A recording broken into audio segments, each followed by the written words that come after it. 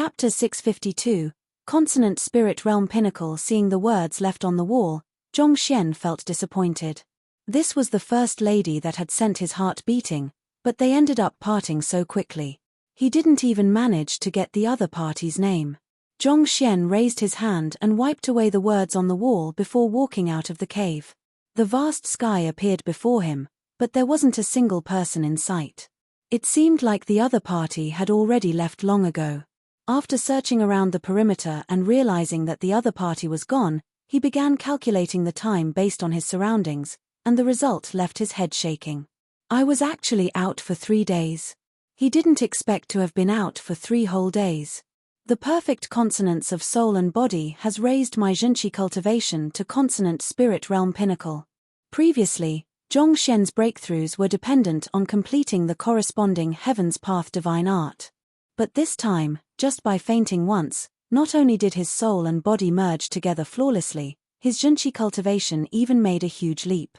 From clarifying turbidity realm pinnacle, he advanced all the way to consonant spirit realm pinnacle. That was an entire cultivation realm. However, considering that the main goal of consonant spirit realm was to harmonize one's soul and body together, as well as to nourish one's soul, that was to be expected. The very concept of his soul being flawlessly consonant with his body was aligned with that of the Heaven's Path divine art. As such, he naturally achieved a breakthrough with this. Zhenqi gushed through his body at rapid speed, nourishing his entire body and revitalizing his spirit. A normal consonant spirit realm cultivator would wield a might of 3,200,000 ding, but my strength has reached 4 million ding. Closing his eyes, Zhongxian immersed his consciousness into his dantian. With the perfect consonance of soul and body, he could look inwardly to clearly see how much might he wielded at the moment even without testing it out. With a might of 4 million ding in consonant spirit realm pinnacle, he could rival a Cosmos Bridge realm primary stage cultivator with just his Zhenqi strength. If the 2 million ding from his physical body and 3,200,000 ding from his soul cultivation were to be added into the equation, that would total up to a staggering 9,200,000 ding. Even a transcendent mortal 7-dan perfect harmonization realm intermediate stage cultivator might be killed with a single punch from him. Perfect harmonization realm primary stage 8 million ding. Intermediate stage 9 million ding, advanced stage 10 million ding, pinnacle 11 million ding. But of course, perfect harmonization realm involves harmonizing everything into a singularity. One's Zhenqi, soul, and physical body would be enhanced significantly. At the same time, one would also achieve astounding mastery over one's control over the environment, thus granting one sharp instincts against danger. It wouldn't be easy at all to injure an expert of this caliber. Take for example Zhongxian's fight with Princess Feiya. Even though he wielded the advantage in terms of strength, he still had to make use of the library of Heaven's Path to defeat her. A difference in cultivation realm meant a significant difference in speed, reflexes, and preciseness in movements as well. All of these advantages couldn't be made up for with mere strength. While Zhongxian's strength might be superior to even perfect harmonization realm intermediate stage cultivator, his actual fighting prowess would allow him to draw with a perfect harmonization realm primary stage cultivator only. But beneath that, none would be a match for the current Zhongxian. Even if a bunch of Cosmos Bridge realm pinnacle cultivators were to come charging at him, he would still be able to eradicate them easily. After reaching consonant spirit realm, my master teacher rank can be considered to have reached half 5-star. Zhongxian's cultivation had always been the greatest impediment to his progress as a master teacher. Now that he had raised his cultivation, he could be considered as a half 5-star master teacher just like Luo Xian and the others. 3 days have already passed. I wonder if they're still here. Given that their schedule was tight, it was hard to tell whether Hong Shi and the others were still in Huanyu capital. Under normal circumstances, as soon as the cultivation at the cleansing lake was over, they would have to head to Hongyuan Master Teacher Academy. However, given that the cleansing lake had broken down, there was no point remaining here. Thus, it was possible that they might have headed off first. It was a long distance to Hongyuan Empire. If they didn't make haste, they might fail to make it in time for the start of the opening ceremony, and this could spell the disqualification of their candidature. The Master Teacher Academy would accept a bunch of freshmen in the 2nd month and 8th month of each year. Their group was rushing in order to join the second month's batch, and it was already the first month now. They didn't have much time left. I should return. Knowing that he didn't have much time left, Zhongxian took in a deep breath and prepared to fly back to Huanyu capital to check if Hongshe and the others had left already or not. However, flurried footsteps sounded at that moment, and a few human silhouettes came into sight. Xing Yuan, Princess Feiya, and the others. Why are they here? Zhongxian immediately leaped silently onto a huge tree, and gazing downward, he was taken aback. The people he saw were none other than Yu Feiya, Xing Yuan, Luo Chichi, Wu Zhen, and Yi Qian. Luo Chichi stood at the very forefront, and she had a map in her hands. She seemed to be looking for something while others were following behind her with grim expressions. The group of 5 was in a rather unkempt state. All of them had clear injuries over them which indicated that they had just undergone a bitter fight. Chichi, how much further? Anxiety could be seen on Yu Feiya's face. Luo Chichi confirmed the terrain in the surroundings and replied, based on the map, it should be somewhere here. Good. We should quicken our pace. Even though I've stopped those fellows with my formation plate for the time being, given their strength, they could overcome it anytime and come rushing in. Yu Feiya said. Indeed. Xing Yuan nodded as he subconsciously glanced behind warily. It seemed that the matter which had happened previously had left him fearful. It's truly weird. Spirit beasts usually operate alone, so why are the spirit beasts here cooperating with one another? They were all prowling the area frenziedly in groups, as though trying to find something. Wu Zhen found the situation they were in unbelievable. I also find it weird as well. The 2 great land spirit beasts, Grand Lion Spirit Beast and Armored Bear Tiger, are usually the nemeses of one another. Yet, they actually collaborated with one another and attacked in unison as though they were old buddies. And that Draco Eagle beast as well. When did an aerial spirit beast become so intimate with land spirit beasts? Xing Yuan added in bewilderment. Since the cleansing lake couldn't be used anymore, they recuperated in the capital for nearly 3 days before entering the Verdant Mountain to complete the mission the Academy had assigned to them. However, before they could even reach their destination, they stumbled upon a group of frenzied spirit beasts. Possessing a might of transcendent mortal 5 Dan, every single one of those beasts were incredibly powerful. To make things worse, they were even working with one another, hunting down every human that they saw. Under their frenzied onslaught, Luo Chichi and the rest of the group nearly lost their lives. If not for the many defensive artifacts that Yu Feiya possessed, they surely wouldn't have been able to get away. Yi Qian, didn't you say that the Verdant Mountain is very safe? You call this safe? Recalling that huge bunch of spirit beasts pursuing them and the desperate situation they were in, Yu Feiya found herself bubbling with rage. Other than that darned Zhongxian, when had she suffered such injustice? Cold sweat appeared on Yi Qian's forehead. With a tearful face, he replied, the spirit beasts are usually tame and don't attack humans. I have no idea what's going on either. He also found himself incapable of comprehending the situation before him.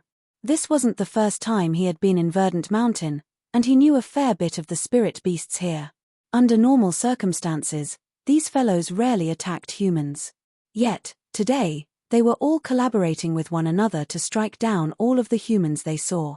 One must know that before coming here, he had reassured them confidently that the Verdant Mountain was completely safe. Yet, for last few hours, they had been chased by the many spirit beasts around the entire mountain, and they felt so exhausted that they could spew blood. Just the thought of them left him stifled. All right, you need not explain anymore. If those fellows come once more, you will block them by yourself. Yu Feiya waved her hands. Yi Qian's lips twitched. If he, a consonant spirit realm cultivator, were to stand against that rampaging horde single-handedly, he would probably die in the very first wave of attacks. After a moment of hesitation, Yi Qian said, why don't I have my father dispatch some troops over to drive away the spirit beasts? Huanyu capital wasn't too far away, and as long as they wanted to, they could have the army up here to save them. Dozens of transcendent mortal 5 Dan spirit beasts might be fearsome, but they couldn't possibly stand against an entire army of cultivators. Don't you know that this is a mission from the Academy? To dispatch troops here, Are you that intent to see us fail and return in disgrace? Yu Feiya harumphed coldly. This. Yi Qian scratched his head. The other party was right. The mission they were on was confidential and couldn't be made known to anyone.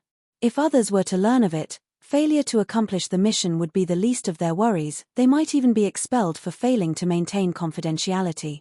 All right, let's stop talking about such useless stuff. Let's hurry up and find the entrance to the underground chamber. As long as we enter the underground chamber, we should be safe.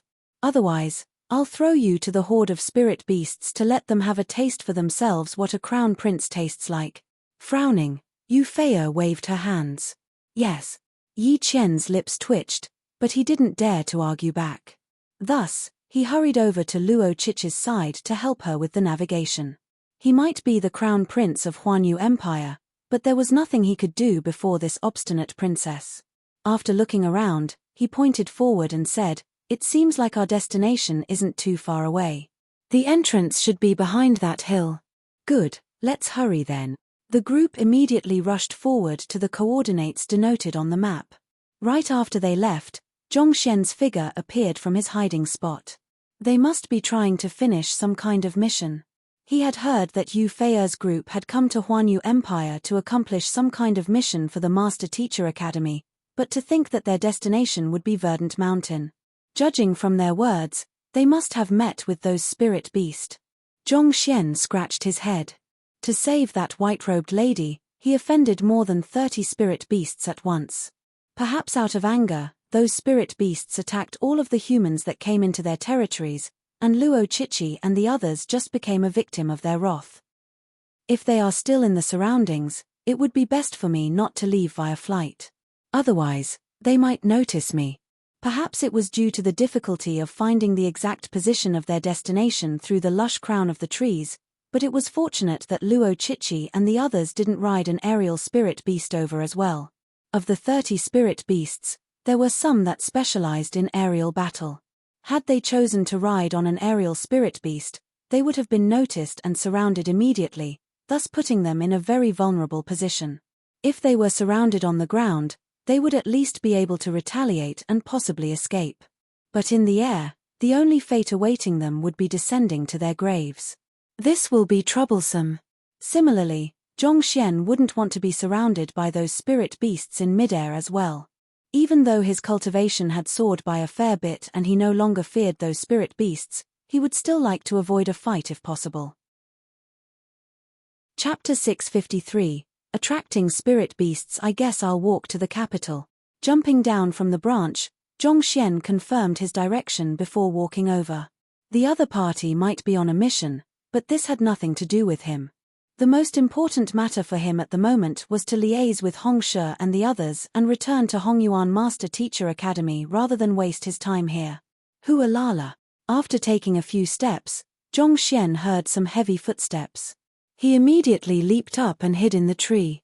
Following which, he saw a few large spirit beasts sniffing off the ground before rushing in the direction where Luo Qiqi and the others disappeared to. They found them. Zhongxian frowned.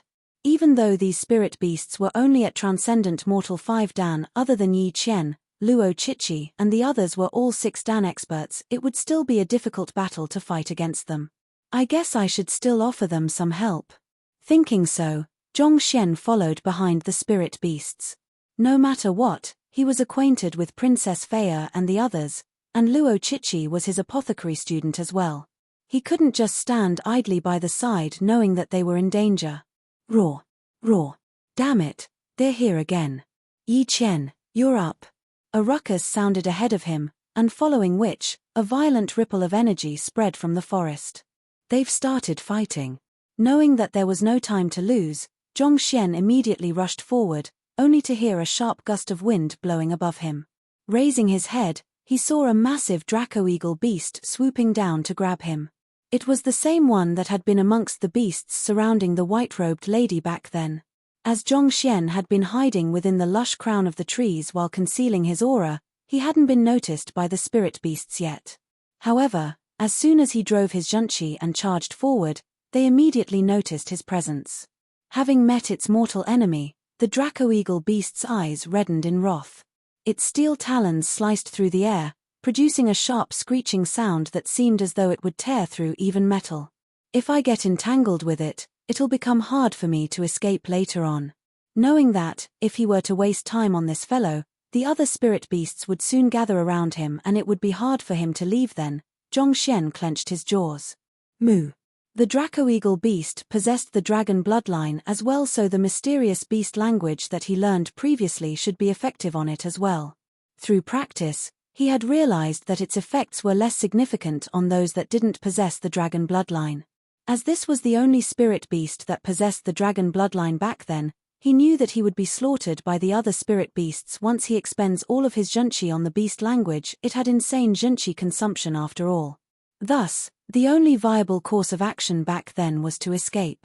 And as expected, after the shout, the Draco-Eagle beast suddenly froze in fear, and it began plummeting from the sky.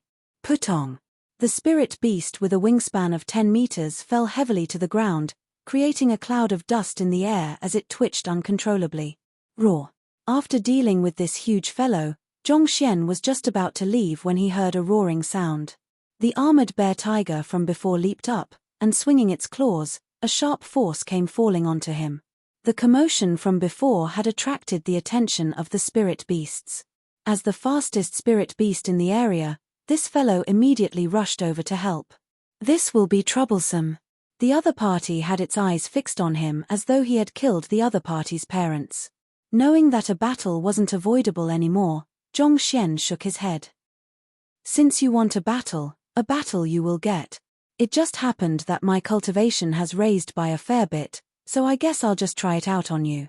Zhongxian thrust his palm forward with astounding might, creating a powerful shockwave that immediately covered a distance of dozens of meters to strike the armored bear tiger. Voila! He hadn't used his soul energy in this attack, but even so, with the strength of his physical body and zhenqi harnessed behind it, the might of the attack exceeded 6 million ding. This was far beyond the tolerable limit for the armored bear tiger. The force from its claws was immediately dissipated, and its body was pressed down firmly against the ground. Roar!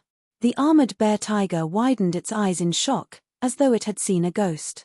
Just 3 days ago, it fought with this fellow, and while the other party's swordsmanship was exquisite, he was still far lacking in strength to stand against it.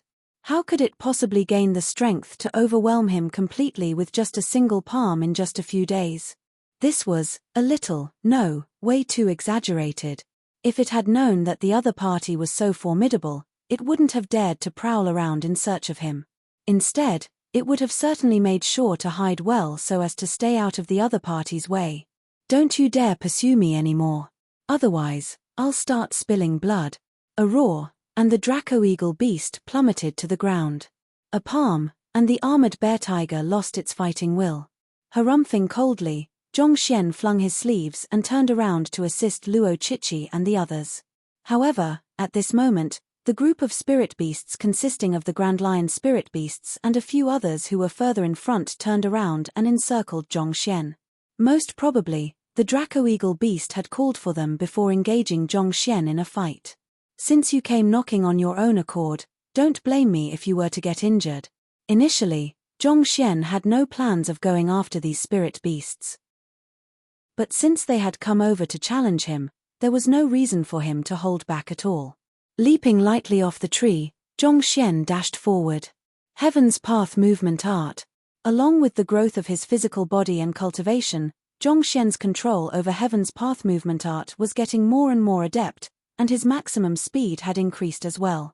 In an instant, it was as if he had torn a hole through space and leaped through it, appearing right before the Grand Lion spirit beast in an instant and knocking it down with his body. You specialize in defense. Fine, I'll use brute strength to crush the defensive ability you are so proud of. Peng. As the two came into collision, the Grand Lion spirit beast suddenly found its massive body flying backward swiftly, crashing through dozens of trees in the course of his movement, leaving him lightheaded from the impact. After sending this huge fellow flying, Zhongxian twisted his body and charged toward a wolf-like spirit beast. Pai-pa. The sheer might of Zhongxian's fist compressed even air itself. Unable to dodge the attack, the wolf-like spirit beast could only take it forcefully. However, Its defense didn't even last for an instant before it was crushed into the ground, subdued. While an intense battle was going on here, Luo Chichi and the others were dumbfounded. It was just a moment ago that the group of spirit beasts had caught up to them and was readying to launch an attack. Furious, Yu Fei pushed Yi Qian forward to take the brunt of the attack. Given Yi Qian's consonant spirit realm cultivation, even if he were to survive this ordeal, he would surely end up lying on the bed for months afterward. Who could have known that, before anything could happen, those furious spirit beasts would suddenly back down? Could it be that they are aware of my identity as the crown prince, so they dared not lay their hands on me? Yi Qian scratched his head in embarrassment. But that was impossible. When had the savage spirit beasts ever considered a person's social standing before ripping him apart? Even an emperor would be no exception to this rule. Someone has attracted the attention of the spirit beasts in our place. Look, there's a battle going on there. With a frown on her face, Yu Fei was the first one to figure out the situation. All of the retreating spirit beasts had headed in the same direction, and a violent disturbance in the spiritual energy could be felt from that direction as well. Adding the frenzied roars in that direction, it was clear that a battle was ongoing. Yi Qian, could it be one of your men? Xing Yuan frowned. Their mission had to be carried out in absolute secrecy. As such, they had strictly told Yi Qian that he was not to allow anyone to follow them. In order to ensure that, they even chose to walk on foot instead of riding on an aerial spirit beast. Given that someone had lured the spirit beasts away as soon as they had met with danger, they found it hard to believe that it wasn't the doing of Yi Qian's men. It isn't me. I didn't allow anyone to follow me. Yi Qian quickly waved his hands to explain himself. He knew how important the mission was, so how could he make such a serious mistake? We'll know once we get there. Luo Chichi waved her hands. Yuan. Xing Yuan nodded. Nothing can be allowed to go wrong with our mission. If we really were followed, we will be in deep trouble. With this, the group silently advanced toward the direction where the battle was ongoing. A moment later, they arrived at the scene, and with just a single glance, they all froze.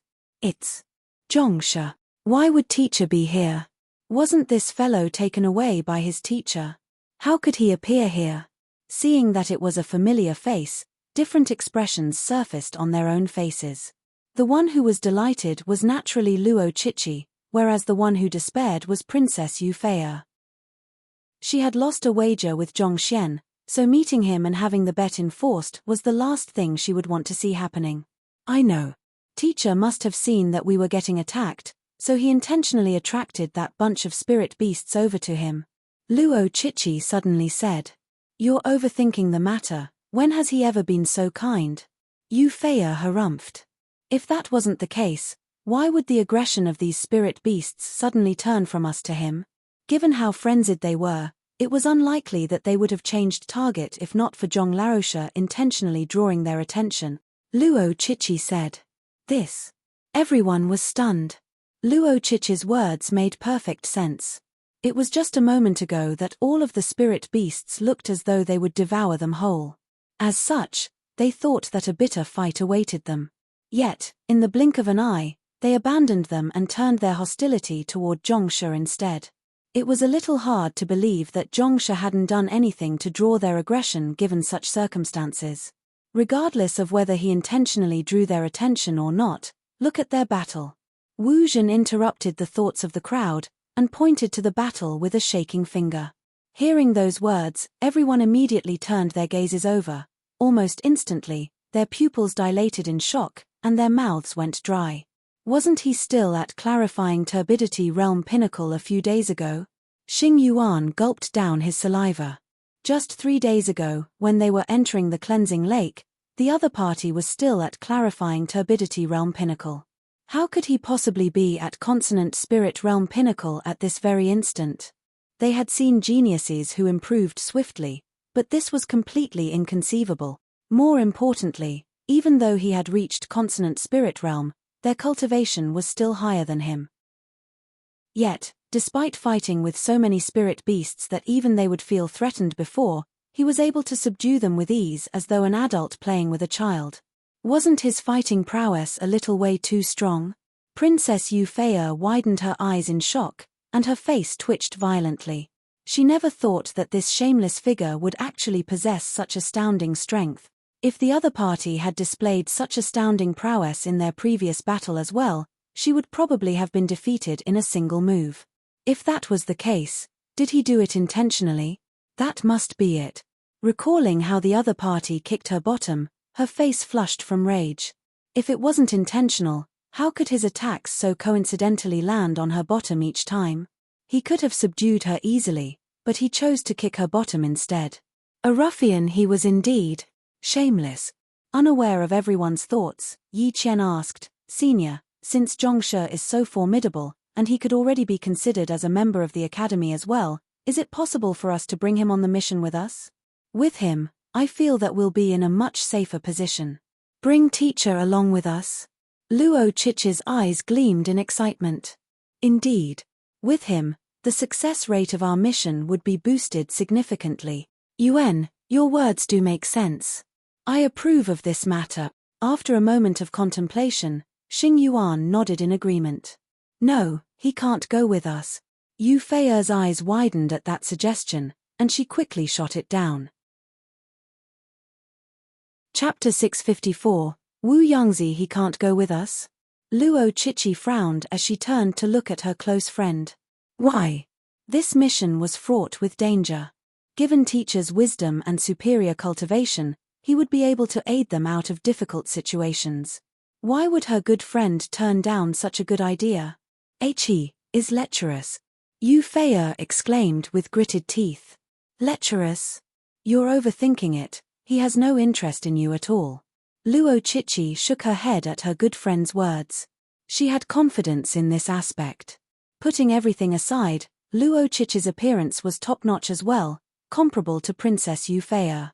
Yet, despite her beauty and her respect for Zhongshe, the other party never even spared her a glance.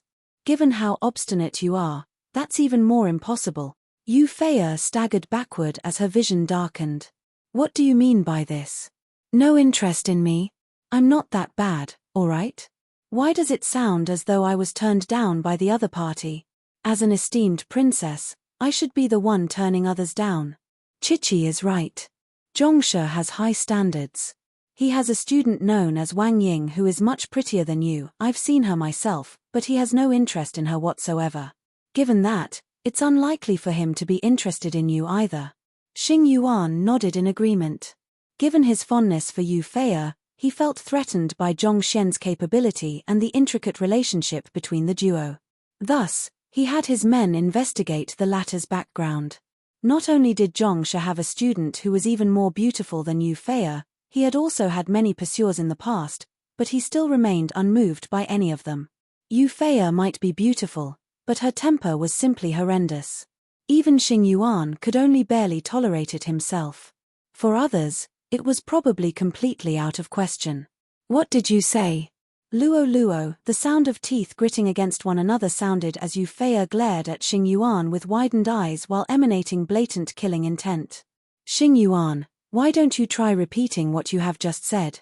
A cold shiver ran through Xing Yuan. Seeing that Xing Yuan was frightened into such a state, Wu Zhen chuckled lightly beneath his hand. However, a cold glare from Euphea immediately removed any hilarity he saw in this matter. What are you laughing for? Are you dying for another beating? Wu Zhen trembled.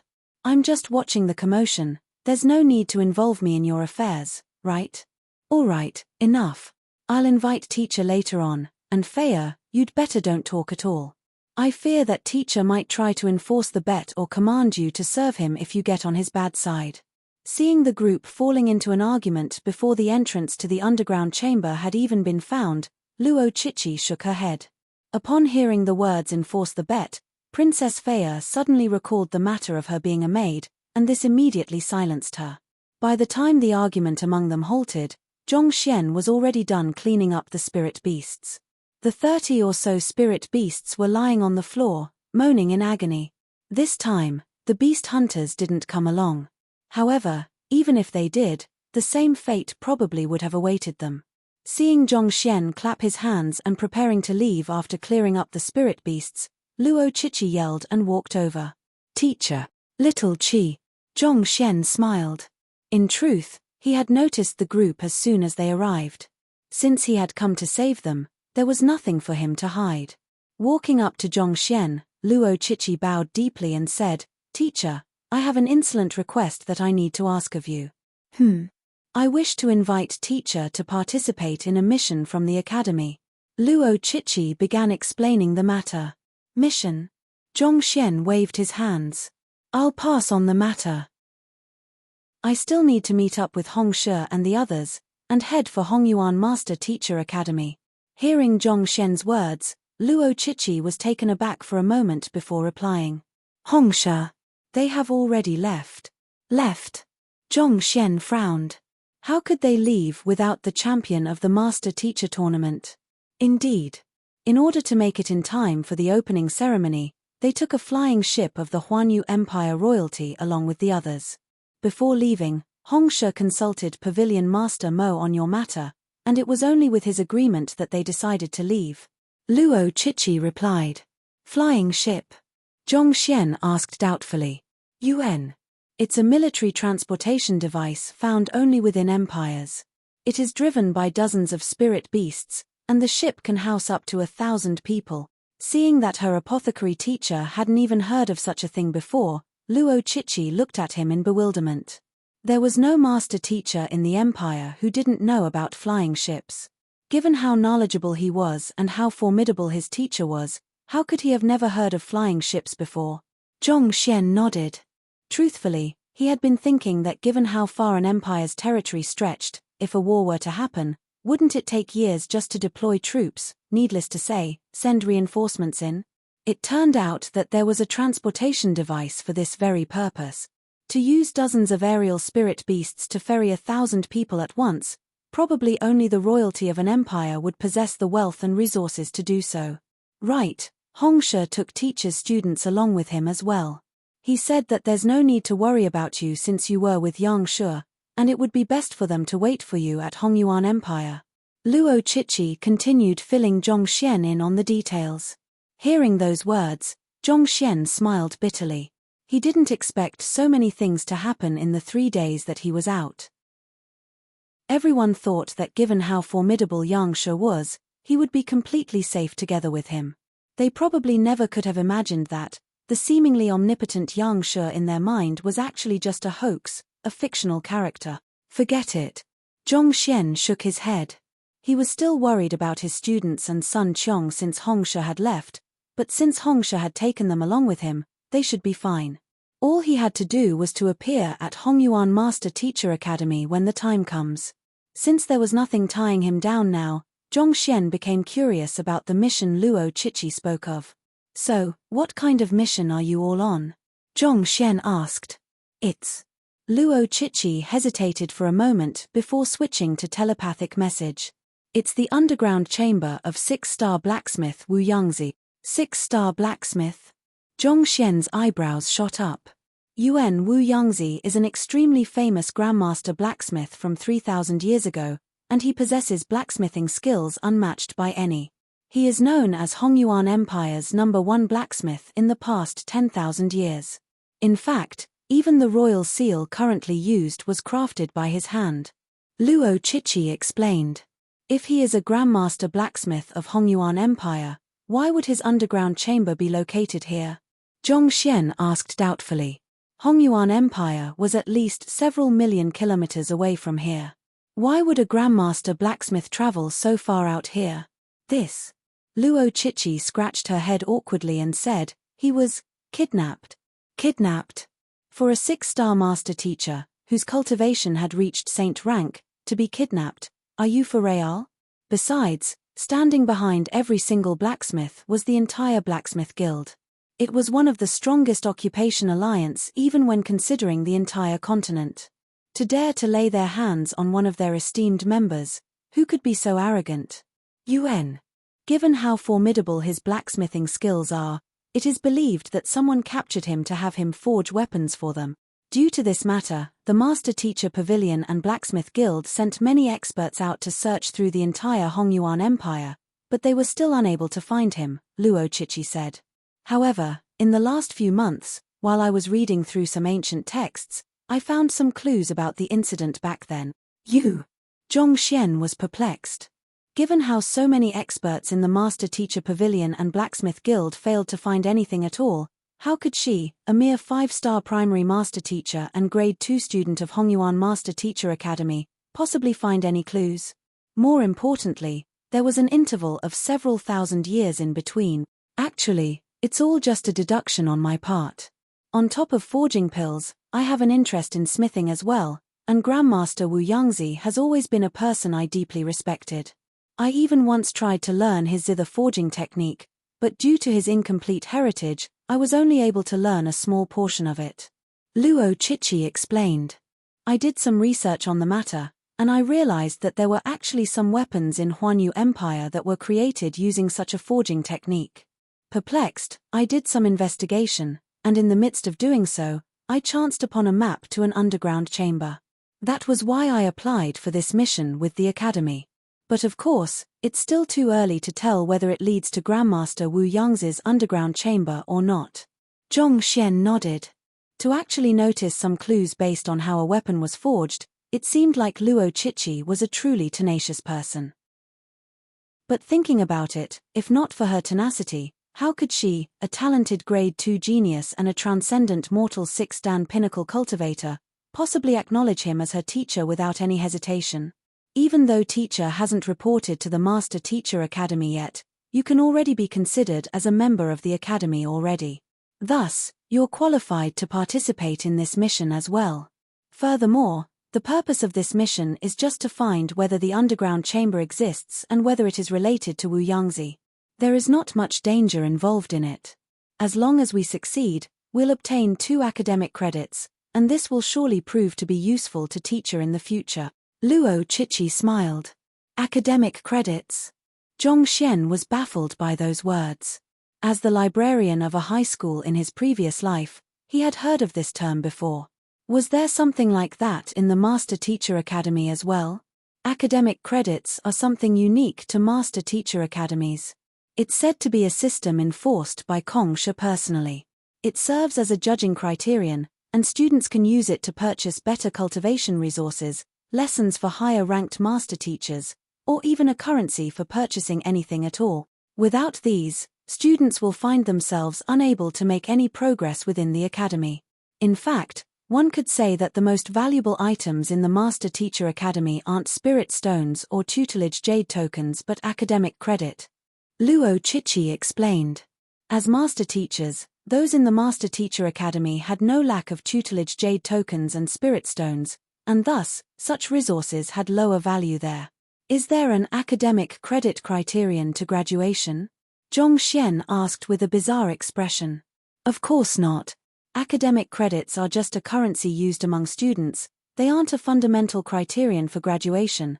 How can one possibly be barred from graduation just because they don't have sufficient academic credits? Luo Chichi replied in exclamation. Only then did Zhongxian heave a sigh of relief. Taking the model from high schools in his previous life, he thought that academic credits would be a necessary requirement for graduation, but it seemed like the only thing alike was its name. In essence, they were 2 completely different items. Teacher, do you want to come with us? If this is the underground chamber where Grandmaster Wu Yangzi was locked in, there's a high chance that his heritage will be inside. Luo Chichi said. Heritage? Zhongxian was taken aback for a moment before his eyes lit up. I heard that blacksmiths specialize in training their bodies.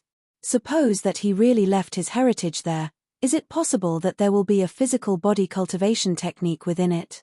Even though Zhongxian's body and soul were in perfect consonance already, his body was still slightly weaker than his soul. If his soul were to grow larger than 10 meters once again, the same incompatibility issue would crop up once more. Zhongxian couldn't possibly abandon his soul cultivation, so it would be best if he could find some physical body cultivation technique to train his body. Given that blacksmiths spent their days with flames, ores, and metals, their body had to be exceptionally resilient. Thus, they usually possessed a unique physical body cultivation technique. Chapter 655, Formation Destroying Silver Needle. Not expecting to hear such a question, A bizarre expression appeared on Luo Chichi's face as she replied, "There should be. Not only is Grandmaster Wu Yangzi a blacksmith, he's also an expert at tempering his physical body." "All right, I'll go then." Chuckling lightly, Zhongxian nodded in agreement. A high requirement for one's physical resilience and might stood in the way of those who sought the path of a blacksmith. Without sufficient strength, one would be unable to forge the best of weapons. Thus, every master blacksmith that had ever existed was an expert at tempering their physical body. It would be much better for Zhongxian to obtain the cultivation technique of a 6-star blacksmith than to search through the entire Huanyu Empire for other physical body cultivation techniques. Great. Hearing her teacher agree to join them on this exploration, Luo Chichi was filled with excitement. Even though it hadn't been long since she had met this apothecary teacher of hers, the other party gave her the feeling of an unfathomable person. Somehow, she felt that they would be much safer were he to accompany them. Having come to an agreement, Luo Chichi beckoned the others over, and Princess Faya and the others walked up to the duo. "I did lose the bet at the cleansing lake, but don't you dare use it to blackmail me." As soon as Princess Faya walked up to Zhongxian, she immediately gritted her teeth and said, "I'll prepare the spirit stones, but I'll only be able to repay you when we arrive at Hongyuan Empire." Given that something abrupt occurred in the cleansing lake, and neither of us completed the conditions of the bet, why don't we just call it a draw? Seeing how the other party accepted the results of the bet candidly, Zhongxian chuckled lightly. He was the one who collapsed the entire cleansing lake. While he did make some compensation to Huanyu Empire, he still felt a little embarrassed by the matter. After all, the fast did occur due to his carelessness. Since something abrupt occurred before any of them could finish the bet, naturally, there wasn't a winner or a loser. A draw. Princess Faya was taken aback. She'd thought that the other party would grasp onto this to force her to serve as his maid or taunt her, leaving her in a difficult and embarrassed position. Who knew that he would offer a truce instead? Could he really be that generous? That's right. But of course, if you're not content with the results, we could always have another bet. Zhongxian continued. Princess Faya's mouth twitched, and she hurriedly shook her head. There's no need for it. It was just a moment ago that she thought the other party was generous when he uttered such kind words. But now it seemed like everything he said was a mere facade. Have another bet. You must be taking me for a fool. After losing so tragically twice, if I were to continue betting with you, it would just be a matter of time before I'm completely broke. What about you all? Are any of you interested in betting against me for Princess Faya's sake? Seeing how the lady paled upon hearing his words, Zhongxian shook his head and turned his gaze to Xing Yuan and the others. Honestly, these bets were truly too good a source of income to miss. After all, even though he might have quite a few spirit stones at hand for the moment, considering the immense spiritual energy consumption for the Heaven's Path divine art, it probably wouldn't be too long before his wealth dried up. We'll pass. Xing Yuan and the others flinched upon seeing Zhongxian's sight on them. Betting against you is like betting on a rigged game. No matter how foolish I am, I can't possibly bet on something that I can't win in. Sigh, I don't even get a chance to lose at all. Seeing that no one dared to bet against him, Zhongxian shook his head in disappointment. Are these truly geniuses from the Master Teacher Academy? To dare not engage in a bet against him, weren't they a little too cowardly? If the others were to learn of his thoughts, tears would definitely start streaming down their faces. We aren't the ones who are weak, it's you who is monstrously strong, alright? The previous head of the mystical treasure hall devoted decades to the deciphering of the stone pillars only to meet with little success, and you completed what he couldn't within seconds. The other master teachers took days to absorb the spiritual energy from the lake eye, but you actually took in almost everything within minutes. Who would possibly be so bored as to challenge you in an impossible bet? Let's hurry to the underground chamber. Knowing that Zhongxian had a formidable teacher whom even Pavilion Master Mo was deferential to, not to mention, he himself possessed exceptional strength as well, Xing Yuan and the others didn't dare to view him as an ordinary freshman. Instead, they thought of him as a fellow peer. The next matter they had at hand was to find the entrance to the underground chamber. They swiftly introduced themselves before scaling across the mountain before them and walking into a vast valley. Luo Chichi came to a stop. Based on the descriptions in the map, the underground chamber should be located here. Here! Xing Yuan and the others glanced at one another in confusion. This valley wasn't too huge, and it looked perfectly ordinary on the outside. Surrounding them were trees and plants, and the chirps from birds echoed harmoniously in the area, creating an exceptionally lively scenery. However, after searching around, they couldn't find any entrance that could possibly lead to an underground chamber. Could the news have been false, or did they get the wrong location? This is the very valley where the weapon forged using the zither forging technique was found by a beast hunter 3,000 years ago. Through my investigation, it seems that 6 other weapons forged using the same technique originated from this location as well. Corroborating these with my other intelligence, I'm certain that there's an underground chamber here, Luo Chichi said confidently. However, the spiritual energy in the air is exceptionally stable, and there isn't the slightest disturbance to be felt. It doesn't seem like there's a formation here though. Xing Yuan and the others frowned.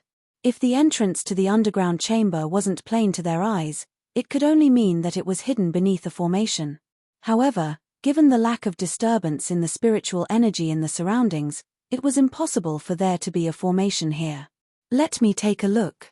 I'm a 5-star formation master, so I should be able to find the formation and decipher it if there's one. Princess Faya stepped forward. Their group didn't come together just based on their degree of intimacy. Their expertise also complemented the flaws of one another. One would require 5 5-star supporting occupations to qualify as a 5-star master teacher, and Princess Yu Faya happened to be a 5-star formation master as well. UN. Everyone nodded. Princess Faya flicked her wrist and took out a compass. Following which, she circled around the valley, searching around with every step she took. A moment later, she abruptly came to a halt. Flicking her wrist, she took out a sharp needle reminiscent of a spear. It was hard to tell what it was forged on by its outer appearance, but there was a unique inscription on it which emanated a cold gleam. Noticing the doubtful gazes from Yi Qian and the others, Luo Chichi explained what it was. This is a formation-destroying silver needle. Formation-destroying silver needle? UN. There are some high-grade formations that absorb spiritual energy from the environment and hide themselves within their environment, thus making them extremely difficult to detect. Thus, such a tool is required to make their true forms appear. There are special formation inscriptions on it that can send the spiritual energy harnessed within a formation into disarray, forcing it to reveal itself, Luo Chichi explained. Only then did everyone understand the situation and nod their heads. Zhongxian also nodded too as he examined the needle with a peculiar gaze. He had read about formation-destroying silver needles in the books from the Formation Master Guild before, and it was written inside that they had the ability to dispel formations. Zhongxian thought that such a tool would only be seen in higher-tier Formation Master Guilds, but to think that Princess Faya would have one with her as well. It seemed like they did come prepared. After drawing the formation-destroying silver needle, Princess Faya didn't rush into action. Instead, she walked around with the compass in hand and even bent down to pinch the soil before and pluck a few blades of wild grass. High-grade formations could change their weak point depending on the geography of the location. If one couldn't find the crux of the formation, nothing one did would be able to sway the formation. It was just like how if one wanted to sink the boat, one had to open up a hole in the crucial regions. Otherwise, even if one were to crack open a gaping hole in the deck, it wouldn't do anything at all. Step back. After taking a look, Yu Faya seemed to have found something, and she turned around and waved her hands to gesture for the others to step back. Knowing how dangerous the formation could be, Luo Chichi and the others retreated to outside the valley without saying anything. After the group stepped out of the valley, a deep frown appeared on Princess Faya's face. All of the sudden, her disposition changed into that of a valiant warrior on the battlefield. Who? With a flick of her wrist, she threw the formation-destroying silver needle out, and it fell onto a region not too far away from her. Following which, she formed a few seals with her hands before tapping on the needle forcefully. Wang. The silver needle began to spin. As it spun, the formation inscriptions on the surface of the silver needle seemed to have turned into a vortex of spiritual energy, drawing in the spiritual energy in the surroundings into its center. Eventually, it formed a massive pillar of spiritual energy that extended to the heavens. The formation-destroying silver needle can draw spiritual energy from the surroundings and cause a huge spiritual energy disturbance, thus forcing even the greatest of formation to show its marks, Luo Chichi explained. Zhong Xian nodded. Formations were sustained by spiritual energy, and if the spiritual energy in the surroundings was sapped dry, it would lose its balance, thus revealing its form. It was the same logic as how the rocks at the bottom of the river would be revealed as the current ran dry. The collapsing of the formation at the cleansing lake was also due to its balance being destroyed.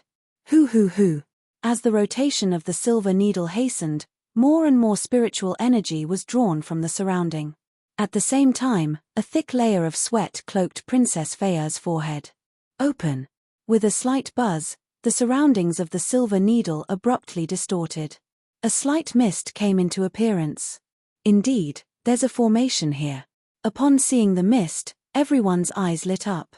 The mist was the sign of the presence of a formation. This meant that Luo Chichi's deduction was accurate, and it was highly likely there was an underground chamber here. Woo. The rotation of the silver needle quickened even more, but Princess Feia was already wearied. Given how this formation was able to remain hidden so many years without being noticed, there was no doubt that it was a high-grade formation. Even a 5-star formation master like her was finding it difficult to break open the formation. Who? Exhaling a mouthful of turbid air, Princess Feia halted the formation-destroying silver needle before falling to the floor weakly. Exhausted, she couldn't even care about her own appearance at this moment. How is it? Seeing her state, Luo Chichi immediately rushed up and fed her a pill to recover her vitality. Only then did her pale complexion finally recover slightly. After resting for a moment, Princess Feia stood up and shook her head. There's a grade 6 formation here. Due to my limited cultivation, I'm unable to force it to show itself. She had put her entire strength into the previous attempt, but she was only able to force out hints of the formation. Her current strength was still a little too low to force it out entirely. If even you are unable to force out the formation, how can we enter the underground chamber? Luo Chichi frowned. If they couldn't even force the formation to appear, naturally, they wouldn't be able to decipher it either, let alone enter the underground chamber. They had come here proudly to accomplish a mission, but who knew that they would be stopped right at the doorstep? If they were to return like that, they would surely become a laughingstock. I don't know either. Princess Feia shook her head. She thought that with her capability as a 5-star formation master, even if she couldn't decipher the formation, it shouldn't be too hard for her to force the formation to show its form. Who knew that she would end in failure? She couldn't help but feel disappointed. Gritting her teeth, Princess Feia said, "Allow me to rest for a moment first. I'll give it a try after I've recuperated fully." However, at that moment, a nonchalant voice suddenly sounded. "This won't work." Turning around, she saw Zhong Xian walking up to her. "You know formation deciphering too?" Seeing that he was the one who spoke, Princess Feia harumphed. "Since you said that this won't work, why don't you share your wisdom with us and tell us what incredible plan you have in mind?" "I dare not say my plan is incredible, but since there's a formation here, all we have to do is to decipher it, right? Why must we go through an additional step to force it to show itself?" Zhong Xian replied. Since the purpose was to find the entrance of the formation, they could just decipher the formation straight. Why go through the additional step of forcing it out? Princess Feia flung her sleeves and harumphed coldly. "You're proposing for us to decipher the formation directly? Humph, do you even know the slightest thing about formations?" Chapter 656. Underground Chamber. If a formation didn't show its form, could one tell whether it's a confinement formation, slaughter formation, illusory formation, or beguilement formation? It was just like fighting an unidentifiable spirit beast. If one couldn't even see its form and identify its flaws, how did one intend to kill it? You must be kidding. Those who knew the slightest thing about formations wouldn't utter such amateurish word. The way of formation is deep and profound, and it has a long heritage behind of it. It's one of the top occupations throughout the entire continent, paling little in comparison to even master teacher. Such profound knowledge, and all you can say is to decipher it. You sure know how to speak rubbish. Princess Faya harumphed coldly. This was her chance to get back at the other party for the previous 2 humiliations. Her eyebrows shot up, and she spoke majestically. This valley might not be too big, but it is more than 100 mu, 6 hectare. Furthermore, there are a few thousand different flora and fauna in here. As for the geography, it is located within a mountain range and is connected to a forest and a lake. Its east is faced with yang, whereas its west is faced with yin. In other words, it's a blessed land suited for setting up all kinds of formations. Just speaking of grade 6 formations, there are 14,372 types that could be set up here. Each of them also has innumerable different variations. Unless the formation is dragged into sight and analyzed, it's impossible to tell which it is. If one doesn't know the formation's type, variation, area, and strength. Let me ask you, how could one decipher the formation? Flinging her sleeves, Princess Faya harumphed coldly. Xing Yuan and the others nodded in agreement.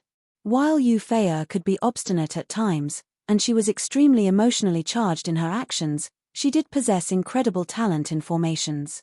She was a famous formation master genius even within the Master Teacher Academy. This was also the main reason why Luo Chichi invited the other party along after receiving the mission. Not expecting her good friend to put down her teacher, Luo Chichi frowned. Enough, Faya, even if teacher doesn't know much about formation, you can still explain the situation to him calmly. There's no need to use such a tone with him. Her teacher might be a rare genius in pill forging, even a 6-star apothecary would pale before him, but in the field of formations, he did seem to be a little lacking. However, this was to be expected. After all, it was impossible for one to be proficient in everything. Unfazed by the other party's rant, Zhongxian continued making his point. You're just making things pointlessly complicated. Formations are created by placing formation flags in alignment with the environment. As long as we find the formation flags, it should be easy to stop the formation. Formations are indeed created by formation flags, but do you know how many combination of formation flags there are? Even if one were to know where the flags are located, one must remove it in a strict sequential order. Or else, it could possibly bring about a backlash from the formation, causing everyone here to die. Hearing the nonsensical words that the other party was spouting, Yu Feya's face reddened in anger. What the heck was this? If she knew how ignorant this fellow was in the way of formations, she would have challenged him to a duel on that back then. Cough cough. Teacher, formations cannot be broken that easily, not to mention, this kind of hidden formation. It is impossible to find the formation flag under such circumstances. Luo Chichi's face also reddened as she quickly explained the situation to the other party. However, before she could finish her words, the young man before her scratched his head and stomped on the ground. Su. A formation flag popped up and fell into his hands. Holding onto it, Zhongxian turned to look at the group with a sheepish expression. This should be the formation flag, right? It doesn't seem to be as troublesome as you all make it out to be. Ah! Everyone was stunned. In that instant, they looked as though they had seen a ghost. It was just a moment ago that they thought the other party was just an ignorant oaf who was trying to show off. However, upon seeing this sight, their eyes were about to pop out from their sockets. This was especially so for Yu Faya. Was this for real? She had spent so much effort on trying to force out the formation that she was completely drained at this very moment. Yet, she could just barely see a slight hint of the formation. Yet, that fellow, with just a casual step, actually took out a formation flag. What was with this huge disparity? This does seem to be the formation flag. Luo Chichi gulped down her saliva. This formation flag looked ancient, and it had suffered significant wear and tear from the trial of time. With just a glance, anyone could tell that it had been buried underground for a very long time. The chances were that it had originated from the formation that appeared earlier. Faya, look! Luo Chichi exclaimed. Suppressing her shock, Princess Faya said, look at what? Even if he coincidentally found one formation flag, it would be futile if he can't remove the remaining ones sequentially. If a grade 6 formation could be torn down that easily, 6-star formation masters wouldn't have such a prestigious standing. So what if you found one formation flag by coincidence? Formations like this have at least 100 formation flags scattered all around. You might have altered the structure of the formation by extracting one of them, but you are a long way off from destroying it. In fact, a careless mistake might even cause the entire formation to explode. The accumulation of spiritual energy of a formation that had been operated for several millenniums was frightening. If it were to explode, the consequences would be as dire as what happened in the cleansing lake. Even a transcendent mortal 8-dan expert could be blown to bits in an instant. Formations weren't a joke. If it could be dispelled so easily, why would 6-star formation masters waste so much effort learning the art? The more she thought about it, the angrier she felt. Princess Faya was just about to lecture the other party when she felt someone pulling on her arm. Shifting her gaze, she realized that it was her close friend, Luo Chichi. Perplexed, she frowned. "What's wrong? Don't say anything else, just look over there." Luo Chichi's face was pale in shock. "Look over there." Princess Faya turned her gaze over, and the sight that stood before her left her face twitching uncontrollably. She nearly fainted on the spot. Unknowingly, the young man who she'd thought was still standing beside her was already 20 meters away. While walking, he would bend down from time to time to pluck out a formation flag, just like a farmer pulling out onions from his field. As though to further exaggerate things, he was even whistling leisurely. Wee, whoo. Her eyes rolled up. Princess Faya was on the verge of tears. "Do you really need to be so exaggerated? That's a formation that I failed to force out despite using the entirety of my strength, and yet there you are, plucking out its flags one after another casually." When dealing with hidden formations, even the greatest formation masters would use the formation-destroying silver needle to force it out first before analyzing its type based on the spiritual energy it exuded before deducing the location of its life gate. Yet, this ignorant fellow simply jumped past all those steps and began plucking out the flags. Have we gone crazy? Of course, if it was just plucking out formation flags, most people could do it. But, you don't know the slightest thing about formations, and the flags were also hidden as well, so how could you do it so confidently and leisurely? To even begin whistling on top of that. Are you that confident that there would be no backlash? It was truly fortunate that she didn't bet with him earlier, otherwise she would be deeper in debt at this very moment. It seems like, Teacher does know the location of every single formation flag, as well as the sequence so as to prevent any backlash. Luo Chichi felt her throat turning dry. Based on her teacher's words previously, she thought that he didn't know anything about formations at all. Only now did she realize that she was gravely mistaken. The other party was in truth a master at formations. Even Princess Faya, a 5-star formation master, was far from a match for him. In fact, she didn't think that even the formation masters who expertise in deciphering formation could do it the way he did. I mean, look at that. Precise footsteps, leisurely posture, bored gaze, and relaxed whistling. The hell? Tell us the truth, are you the one who set up this formation? Otherwise, how could you be so familiar with it? He actually broke the formation just like that.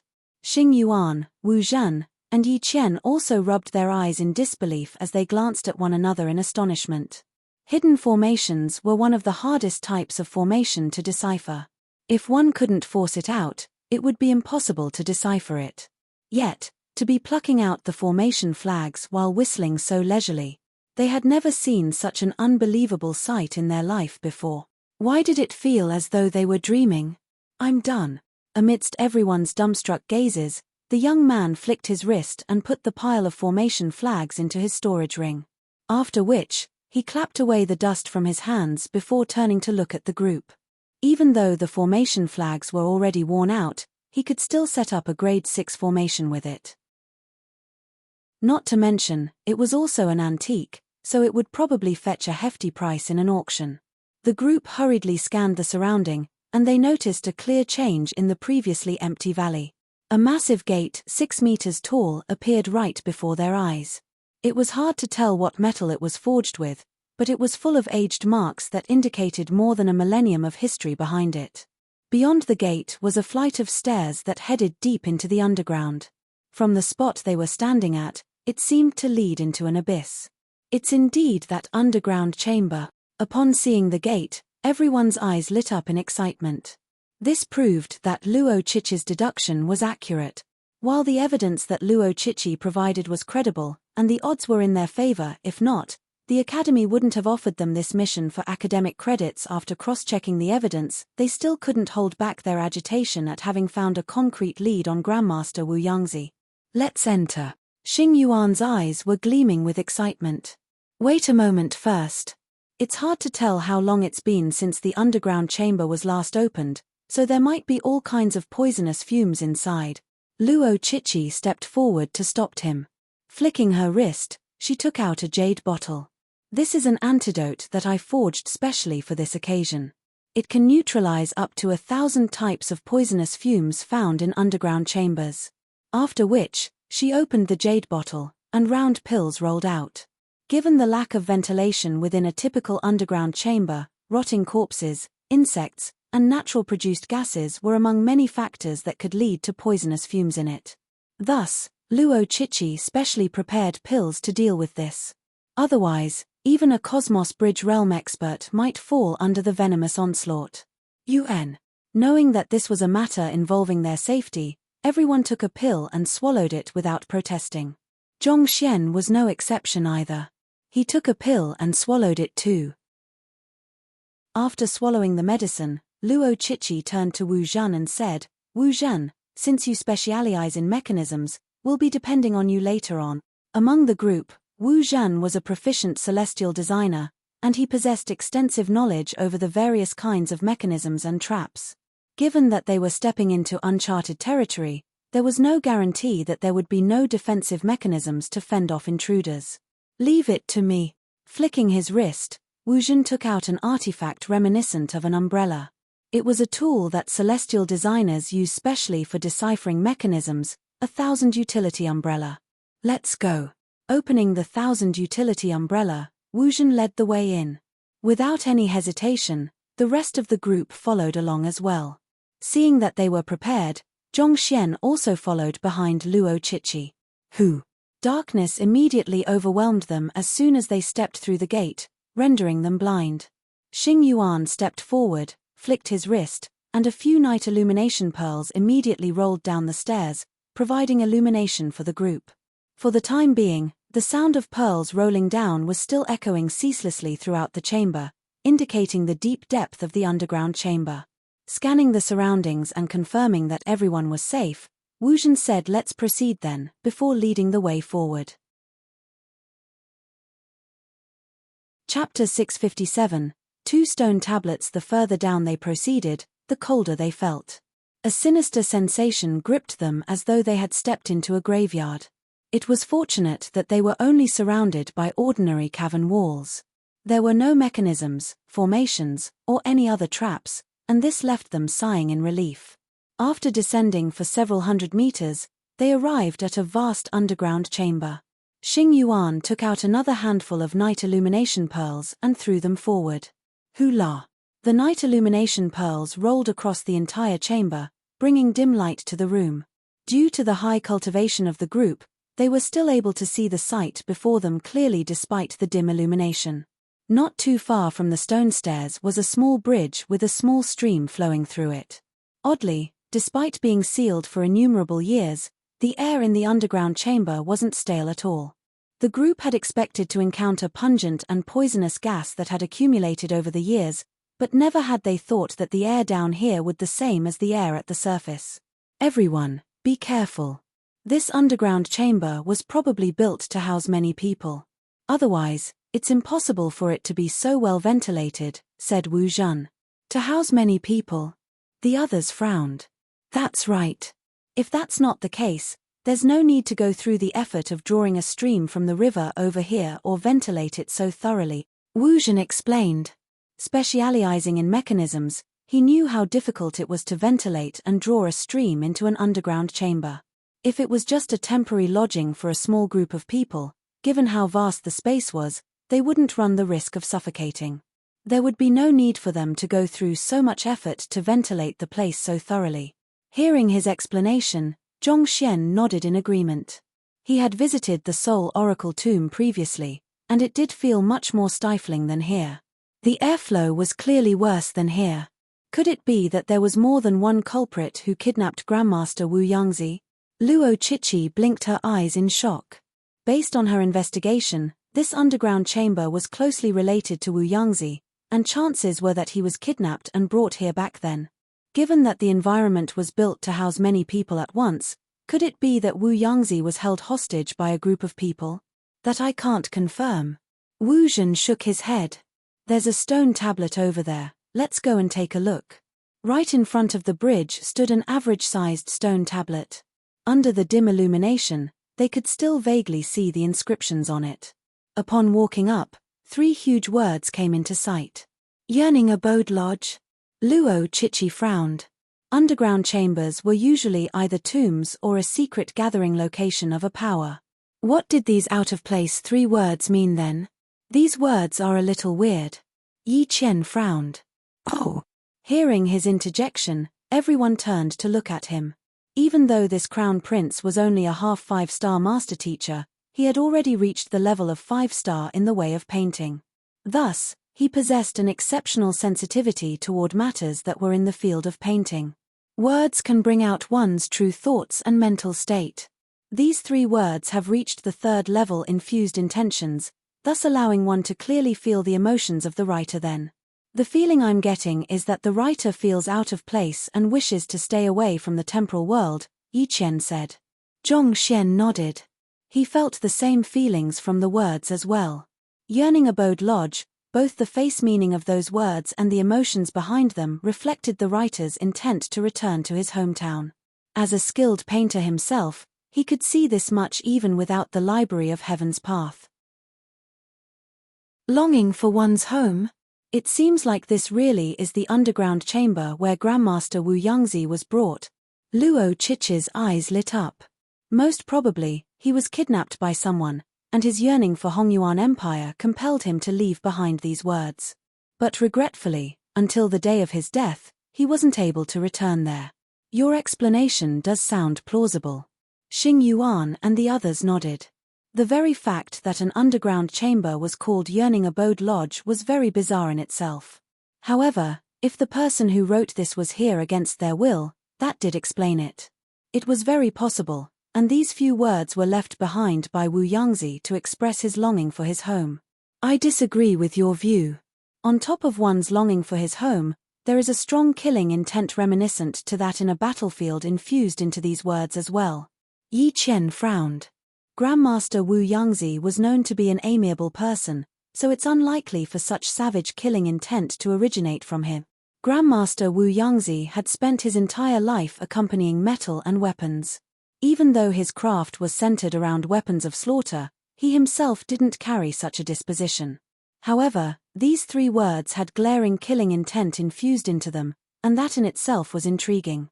In truth, I think that it's precisely due to the presence of the killing intent that makes it even more likely that it was Grandmaster Wu Yangzi who left it behind. Xing Yuan chuckled. For a proud 6-star blacksmith to be kidnapped and locked in this kind of unholy location, it would instead be bizarre if he carried no killing intent at all. This. Yi Qian was taken aback. Indeed. For a person of such standing to be captured and locked in this kind of gloomy underground chamber, it was only natural that he would feel indignant and motivated to slaughter those who put him into his current state. Luo Chichi spoke grimly. As a 6-star pinnacle blacksmith, Elder Wu Yangzi's cultivation had long reached Saint Realm. Given that even a person of his strength was trapped here. Everyone, be careful. I fear that this underground chamber might not be as simple as it seems. UN. Everyone nodded as tension built within them. How could an underground chamber that could even lock a Saint Realm cultivator possibly be anything simple? Even though 3,000 years had passed, such means still weren't something that a bunch of Consonant Spirit Realm and Cosmos Bridge Realm fellows could withstand. Let's go. After looking around the stone tablet and confirming that there was nothing useful around it, the group advanced forward.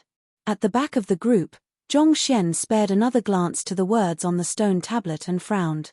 He walked up to it, touched it lightly with his finger, and seemingly realizing something, a deep frown surfaced on his face. Passing the stone tablet, he proceeded onto the bridge. The bridge wasn't too long, but the current of the stream below was surprisingly swift. The swishing sound of the water felt exceptionally pleasant amidst this ghastly quiet atmosphere. Wu Zhen turned around to nod at the group before placing the 1,000 utility umbrella in front to scout the way. The others followed tightly behind him. At the opposite side of the bridge was a vast hall, and within it was yet another stone tablet. Holding onto a night illumination pearl, Xing Yuan walked forward, and under a dim yellow light, he saw 3 large words inscribed on it, Burying Sorrow Lodge. This. Seeing the words on it, the group blinked in astonishment. Was this the name of the underground chamber as well? Does this place have 2 names? Yearning Abode Lodge previously, and Burying Sorrow Lodge now, what exactly was the true name of this place? These 3 words are calm and upright. Only by finding joy again can one abandon sorrow. This means that there's something inside that he seeks which can help him to overcome his sadness. Yi Qian took a look and analyzed the words. If I'm not mistaken, these must be the words left behind by those who imprisoned Grandmaster Wu Yangzi. You're right. Since they had imprisoned Grandmaster Wu Yangzi to forge weapons or artifacts for them, naturally, they would be overjoyed enough to forget even their sorrows. Xing Yuan nodded. Luo Chichi and Princess Feiya hesitated for a moment before nodding in agreement as well. This was the most plausible explanation for the entire matter. Just that, they still couldn't understand why there was a stone tablet with different inscribing on each end of the bridge. After looking at the stone tablet, they took a look around the hall. However, it was entirely empty, and there was nothing to be seen at all. Let me take a look. Wu Zhen walked around the walls, knocking on them as he passed them by, but he soon shook his head and said, there isn't any mechanism here. Could there be a hidden formation then? With a formation compass in hand, Princess Feiya also explored the area, but her face slowly darkened. There isn't any formation here either. It can't be that this is it to the underground chamber. Everyone frowned. Given the effort made to set up such a formidable hidden formation outside, dig out this deep underground chamber, setting up the ventilation, and drawing a river in here, all there was here was this big hall? If that was the case, wouldn't this be way too pointless? With just this empty hall, we won't be able to determine whether Wu Yangzi once lived here or not. If that's the case, it means that our mission is a failure. Luo Chichi frowned. She had confidence in Wu Zhen and Princess Feiya's capabilities. Since the both of them said that there was nothing here, that was likely to be the case. However, given that this area was completely empty, there was nothing they could use to gauge whether Wu Yangzi had been here or not. How were they supposed to report this matter when they return? What was even more bizarre was that if there was nothing here, where in the world did those weapons that were forged using Grandmaster Wu Yangzi's unique forging technique come from? Indeed. To think that all we would see was a mere empty hall after all the effort we took coming here. Xing Yuan also shook his head in disappointment. He thought that they would be able to find some clues by coming here, but there was nothing more than 2 stone tablets and a small bridge here. Was their mission destined to end in failure? Just as everyone was shaking their heads in disappointment, Luo Chichi suddenly said, "Teacher, did you manage to discern anything at all?" Everyone quickly shifted their gazes, only to see that Zhongxian was standing before the second stone tablet once more. The latter stretched out his hand and touched the tablet. Zhongxian turned around and said, "I find that there's something very bizarre with these 2 stone tablets." Bizarre. Everyone walked forward and gathered around the stone tablets once more. Zhongxian revealed his deduction. UN Yearning Abode Lodge and Burying Sorrow Lodge. If I'm not mistaken, it should represent 2 different roads. The words left on the stone tablets are probably a choice offered to those who stumble upon this area. Now that you say it, that does seem possible. Everyone was taken aback. Of the entire underground chamber, the most conspicuous objects were the stone tablets. Perhaps, there was some kind of mechanism hidden within it. Let me take a look. Wu Zhen hesitated for a moment before walking up. He took out a night illumination pearl and carefully studied the stone tablet. Suddenly his eyes lit up. There does seem to be a mechanism hidden in here. A mechanism? Perhaps this mechanism will open up a passageway that lead us to another location. In other words, we are only at the entrance of the underground chamber. Everyone's interest was immediately piqued, and they hurried forward to the tablet to take a look as well. Chapter 658, Indecipherable. Since there was a mechanism on the stone tablet, there was a good chance that the place they were in wasn't the real underground chamber. Perhaps there might be a passageway leading to it, just that they hadn't found it yet. Teacher's eye of discernment is indeed formidable. Luo Chichi turned to look at Zhongxian with eyes shining in admiration. Indeed, she did well pulling her teacher along with them. His eye of discernment was proving to be incomparably valuable at this timing. Otherwise, they would surely still be wasting their time, looking around futilely. Seeing her good friend admiring Zhongshe, Yu Fei pouted in displeasure and harumphed. He's just lucky. Even though she knew that Zhongshe possessed extraordinary capability, she still couldn't help but feel a little displeased when she saw the other party doing well. Zhongxian turned to look at her and asked, "Lucky? Do you want to bet with me then?" You. Nearly choking on her saliva, Yu Fei gritted her teeth and turned her head away. Knowing that it was best not to interfere in the conflict between the two the previous time, he was pummeled due to it. Wuzhen turned a blind eye to it. He hurried over to the stone tablet and said, "Let me see if I can decipher the mechanism." Closing his eyes tightly, he began feeling the tablet lightly with his fingers. Since it was a mechanism, there must be a core controlling it. With his deep understanding of mechanisms as a celestial designer, he should be able to analyze its inner workings through the minor differences on its surface and find its weakness. Everyone, be silent. He needs to concentrate hard to find the core. As long as he finds it, he should be able to break open this mechanism without any trouble, Xing Yuan said. While the mechanisms created by celestial designers were formidable, they had their flaws as well. There was no mechanism that couldn't work without a core to power it, and once one finds it, even the most difficult of mechanisms could be undone easily. UN. Understanding this, everyone nodded and fell silent. In an instant, the only sound that could be heard in the area was the torrent beneath the bridge. Controlling his breathing and heartbeat, Wuzhen drove his zhenqi to make his touch even more sensitive. He quickly felt his way around the entire stone tablet, and after contemplating for a moment, he abruptly opened his eyes. "All right, I've found the core. I should be able to open the underground chamber now." Wuzhen chuckled with deep confidence. His cultivation might not be on par with Xing Yuan, Luo Chichi, and Princess Fei, but he had the absolute confidence in dealing with mechanisms.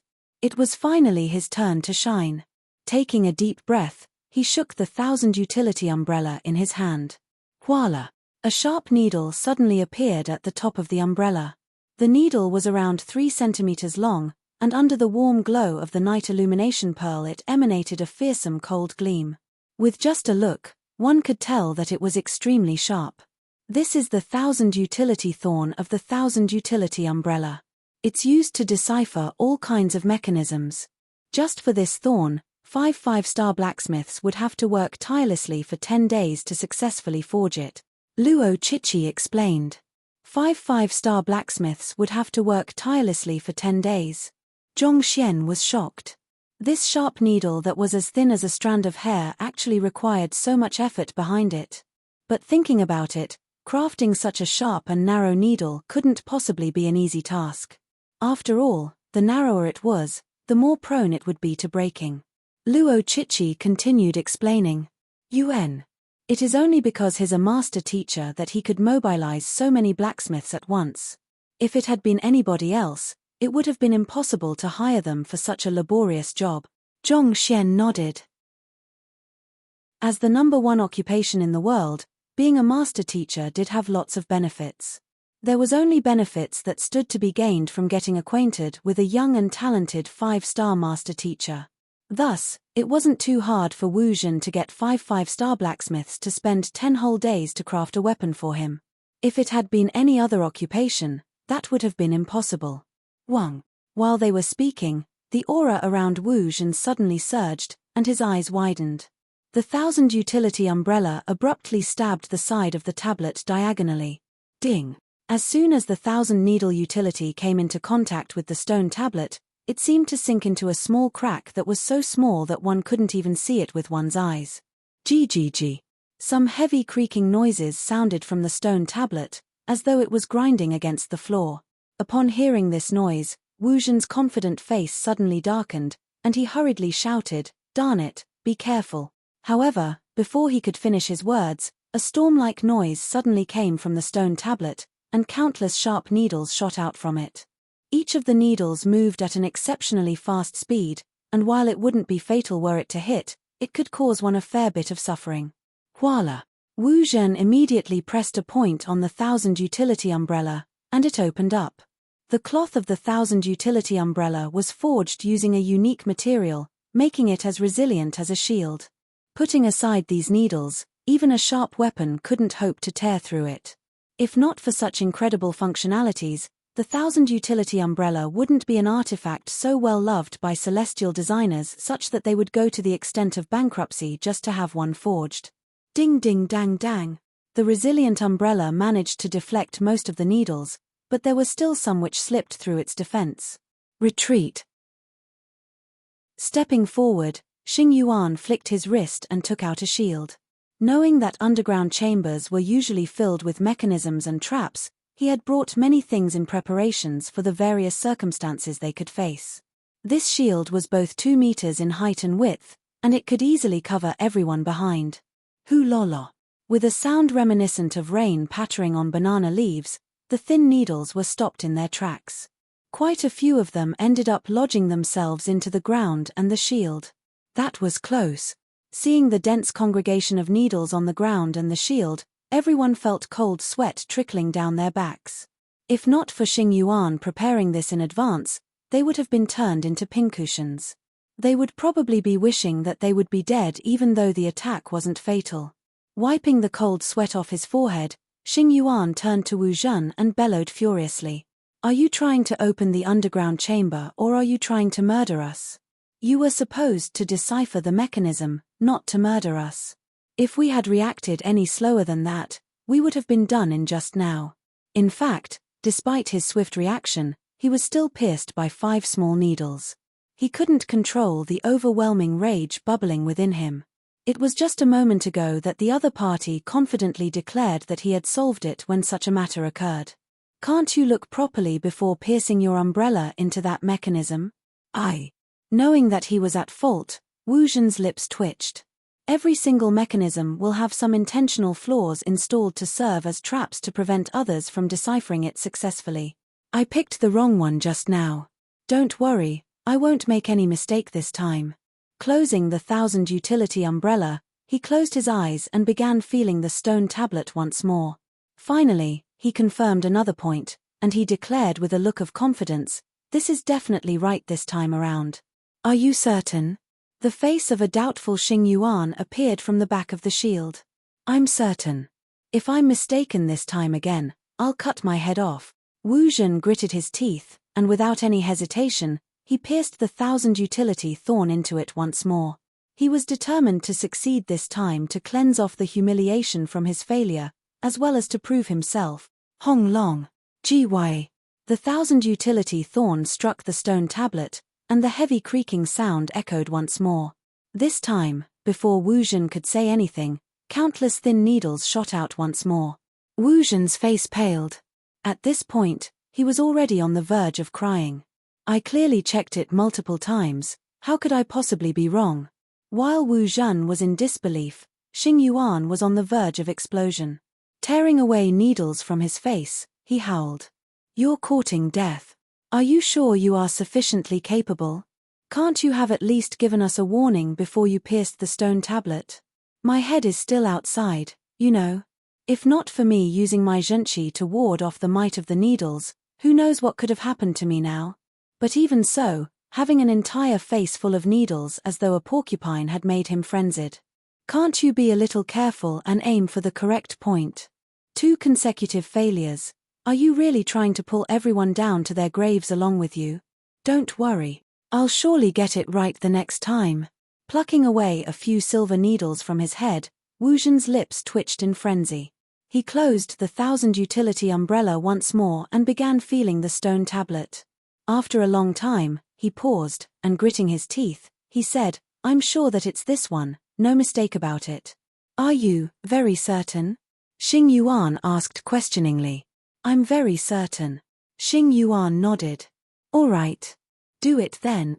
Xing Yuan swiftly hid behind the shield, concealing his entire body behind it. Even though this fellow had spoken confidently, he had also done the same the 2 previous times. After triggering the trap consecutively, he would be a fool to not seek cover. UN. Gritting his teeth, Wu Zhen held up his 1,000 utility thorn and pierced the stone. Gyay. This time, it wasn't the sound of heavy creaking but the melodic tune of gears turning. "Haha, I succeeded. There's surely no problem this time." Hearing this sound, Wu Zhen's eyes lit up, and he quickly turned around to share his joy. "That's more like it." Heaving a sigh of relief, Xing Yuan's head peeked out from the umbrella. Given the difference in noise, the other party should have gotten it right this time. Voila! As soon as his head peeked out, a storm-like noise resounded in the air once more, and innumerable flying thin needles appeared in his sight. The heck? Xing Yuan was on the verge of crying. "Big brother, will you only be content after you get rid of me? Didn't you say that you had succeeded? If you really had succeeded, what's with these thin needles?" In truth, Wu Zhen felt even more frenzied than him at this very moment. He clearly heard the cogs of the mechanism turning. Why would it still shoot out thin needles?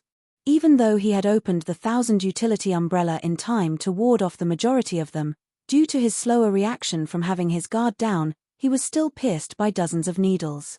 The places stabbed by the needles swelled red, creating quite a glaring sight. "Xing Yuan, it's not that I want to kill you, but that this mechanism wants to kill the both of us." "I got it."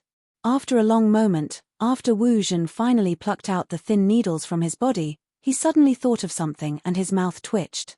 "This seems to be a grade 6 mechanism set up by a 6-star celestial designer." Grade 6 mechanism?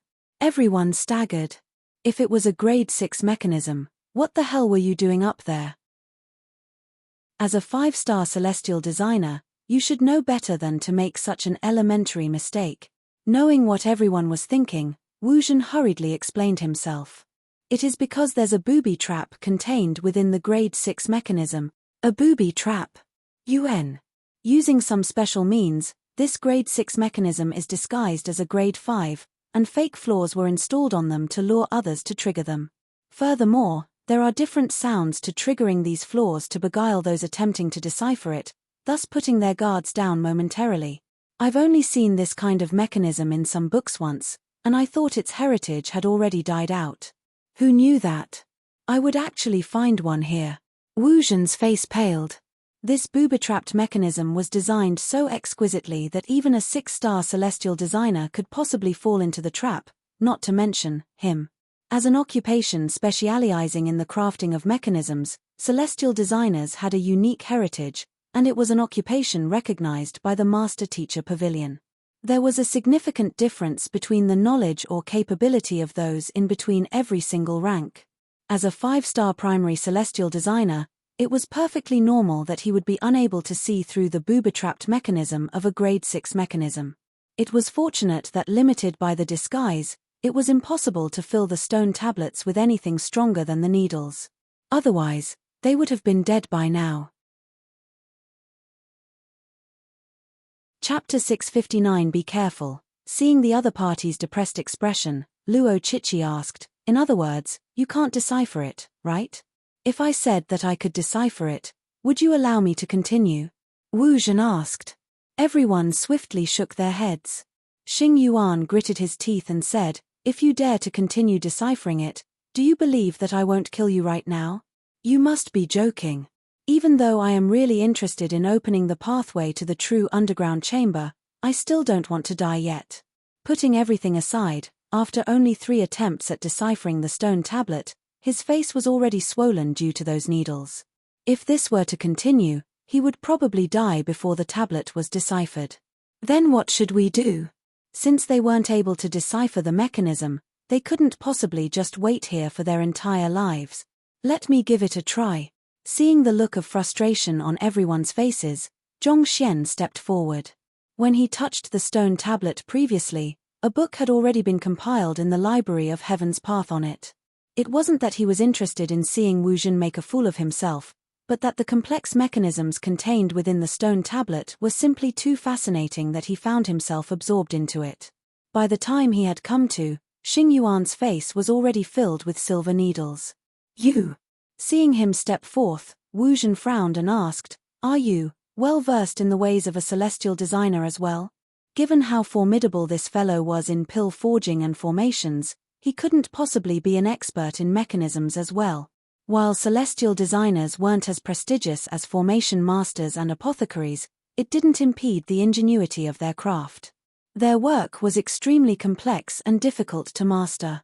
Even the slightest deviation in the details could cause a vast difference in the results, and in this occupation, he could be considered as a rare genius already.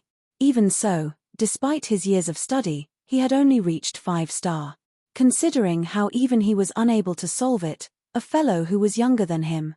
It couldn't be that the other party was more capable than him. But that was impossible. Zhongxian chuckled. I dabble. Dabble? Wu Jin shook his head. If you only dabble, it will surely be impossible for you to decipher it. You witnessed the situation just now. Even the slightest mistake will trigger the silver needle mechanism. There was no poison on the needles previously, so we were still able to get by. But what if the needles from now on are coated with lethal poison? If that happens, none of us will get out of here. So, if you don't have absolute confidence in your ability to decipher it, it'll be best not to give it a try. I fear that we might all die here. Seeing Wu Jin obstructing his path, Zhongxian shook his head. Absolute confidence. Aren't you the same too? Despite not being completely sure, didn't you try 3 times? Still able to get by. Why don't you ask Xing Yuan whether he agrees with your word? Let's see, he would surely pummel you to the ground if you were to utter such words before him. Humph, how could I be the same? I'm from a family of celestial designers, and I created my own automated mechanism when I was 3. By 17, I was already a 4-star celestial designer, and after I entered Hongyuan Academy, I became the student of the only 6-star pinnacle celestial designer within the empire. Flinging his sleeves, Wu Jin raised his head proudly. Even though I've failed 3 times, that doesn't mean that I'm unconfident. Even though this is a booby-trapped mechanism from a 6-star celestial designer, as long as I attempt it a few more times, I'm certain that I can decipher it. But if you really insist on going ahead, there's little I can do to stop you either. How about this? Why don't I ask you 2 basic questions, and if you can answer them, it will mean that you do possess some basic knowledge regarding celestial designers, and that you aren't just fooling about. Wu Jin turned to look at him. Zhongxian came to a halt. Who is the most famous celestial designer in the past 10,000 years of Hongyuan Empire? Wu Jin asked. This. Zhongxian scratched his head in confusion. He had barely read any books on celestial designers, so how could he possibly know who the most famous celestial designer in Hongyuan Empire was? Besides, he didn't even know the name of the incumbent emperor of Hongyuan Empire was nor the name of the Master Teacher Academy's principal, so how could he know anything about that? You don't even know this? Seeing the embarrassed look on the other party, Wu Jin frowned. Since that's the case, I don't think you know who is the one who created the concept of a booby-trapped mechanism then? I don't. Zhongxian shook his head. I'm just going to decipher the stone tablets. What do the questions you asked have to do with it? Of course, it has everything to do with it. Hearing Zhongxian's words, Wu Jin's eyes flashed in disappointment. This is the most basic knowledge that every celestial designer knows, and the fact that you don't know it means that you don't know a thing about the occupation. How are you supposed to find the core and decipher the mechanism like that? I don't deny that you do possess a unique interpretation of pill forging and formation, but mechanism is something very much different from that. One cannot solve it with confidence alone. Why don't I tell you about the origin and fundamental theories regarding mechanisms so that you can understand the complexity of the subject? By then, you can consider once more if you really intend to continue on. The more Wu Zhen spoke, the more Zhongxian felt that calluses would start growing on his ears. Bored of the other party, he stepped toward to the stone tablet, flicked his wrist, and took out the glacier rain sword. What are you doing? This is a mechanism. Using a sword against it will only draw more aggression onto ourselves. Just as Wu Zhen was rambling on, he saw the other party draw a sword, and he nearly fainted from anger. Are you kidding me? Due to the small parts of the mechanism, there was very little room for any error. That was the reason why I had to search the stone tablet so thoroughly for the core before using the 1000 umbrella thorn to pierce it precisely. And yet, you actually took out a sword. Are you for real? Just as he was thinking that the other party was just causing needless trouble, the young man before him seemed to have heard his words of advice and put his sword away. That's more like it. Just as Wu Zhen was thinking that fellow was still acceptable given how receptive he was to advise, the other party flicked his wrist and whipped out a huge hammer. The hammer was even larger than the ones used by blacksmiths to forge weapons. It was on par with those used by workers on construction sites. On top of that, its material was also subpar. It was hard to understand why a master teacher like Zhongxian would have such a weapon on him. What are you going to do? Wu Zhen was so shocked that he was even starting to stutter, but seemingly paying him no heed, the young man before him raised his metal hammer and smashed it against the stone tablet. The heck? Wu Zhen's sight darkened, and a stifled sensation welled up in his chest. In that instant, he felt an urge to spew blood. Even when using the 1000 utility thorn, he nearly ended up being killed by the onslaught of needles. Yet, you actually used a metal hammer to strike it. Even if you're seeking death, that's not the way to do it. Wu Zhen opened his 1000 utility umbrella in a panic and hid behind it as though a quail, not daring to move at all. Following which, a sound reminiscent to a grandfather clock reverberated in the room, sending goosebumps up the skin of others. Catcher, catcher. A series of crisp clicks sounded, as though an egg being peeled of its shell, and everything fell silent. Just as Wu Zhen was doubtful why there were no needles shooting over this time, he suddenly heard the nonchalant voice of the young man from the stone tablet. All right, the passageway has opened. He carefully emerged from the back of his 1000 utility umbrella, and upon taking a glance, he suddenly froze. This. His eyes widened as though he had seen a ghost. The stone tablet before him had disappeared entirely from view, and in its place was a huge stone door and a series of stone steps, leading downward, toward the bottom of the stream not too far away. It's open. Not just him, Luo Chichi and Xing Yuan were stunned as well. A famed 5-star celestial designer of the academy had gone through so much trouble and triggered the trap multiple times, only to fail miserably. And yet, this fellow simply smacked it hard with a metal hammer and it was immediately deciphered. Wasn't there something very wrong about this? Was Wu Zhen the 5-star celestial designer, or was Zhongshe? After a moment of shock, Luo Chichi said, the true underground chamber lies beneath the stream. It's no wonder we can't find the source of the ventilation despite the smooth air currents here. When she first discovered that the air in this room was fresh, she tried looking for the source of ventilation, but to her surprise, she couldn't find it at all. However, with the revelation of the underground passageway, she finally came to a realization: the secret lay beneath the stream. The fresh air in the underground chamber originated from the stream. Princess Yu Fei nodded. Since we managed to find the underground chamber, let's hurry down and check if this place is related to Grandmaster Wu Yangzi. Even though she detested Zhongxian, she had to admit that the other party did possess extraordinary capability. There were simply too many things that had happened for her to deny it. The underground chamber may have opened, but I think we shouldn't go in yet, Zhongxian said. Why? Princess Yu Fei turned her sight to him. Given that there was such an elaborate mechanism hiding an underground chamber, the answers they sought were probably inside. Since what they were looking for were right before them, why shouldn't they enter? All in all, we have seen a total of 2 stone tablets on both sides of the bridge. One is marked with Yearning Abode Lodge while the other Burying Sorrow Lodge. I think that there's another pathway hidden in the other stone tablet, so we should make a decision before entering, Zhongxian explained. Since an underground passageway was found in one of the 2 stone tablets, perhaps the same could be said for the other as well. That's right. The group nodded. Blinded by their excitement in uncovering the stone tablet, they neglected this point. Thinking of it, it was indeed highly possible that another passageway hid behind the other stone tablet. If that was really the case, then Zhongxian's conjecture would be spot on: 2 names, 2 choices. What we should do now is decipher the other stone tablet before making a decision.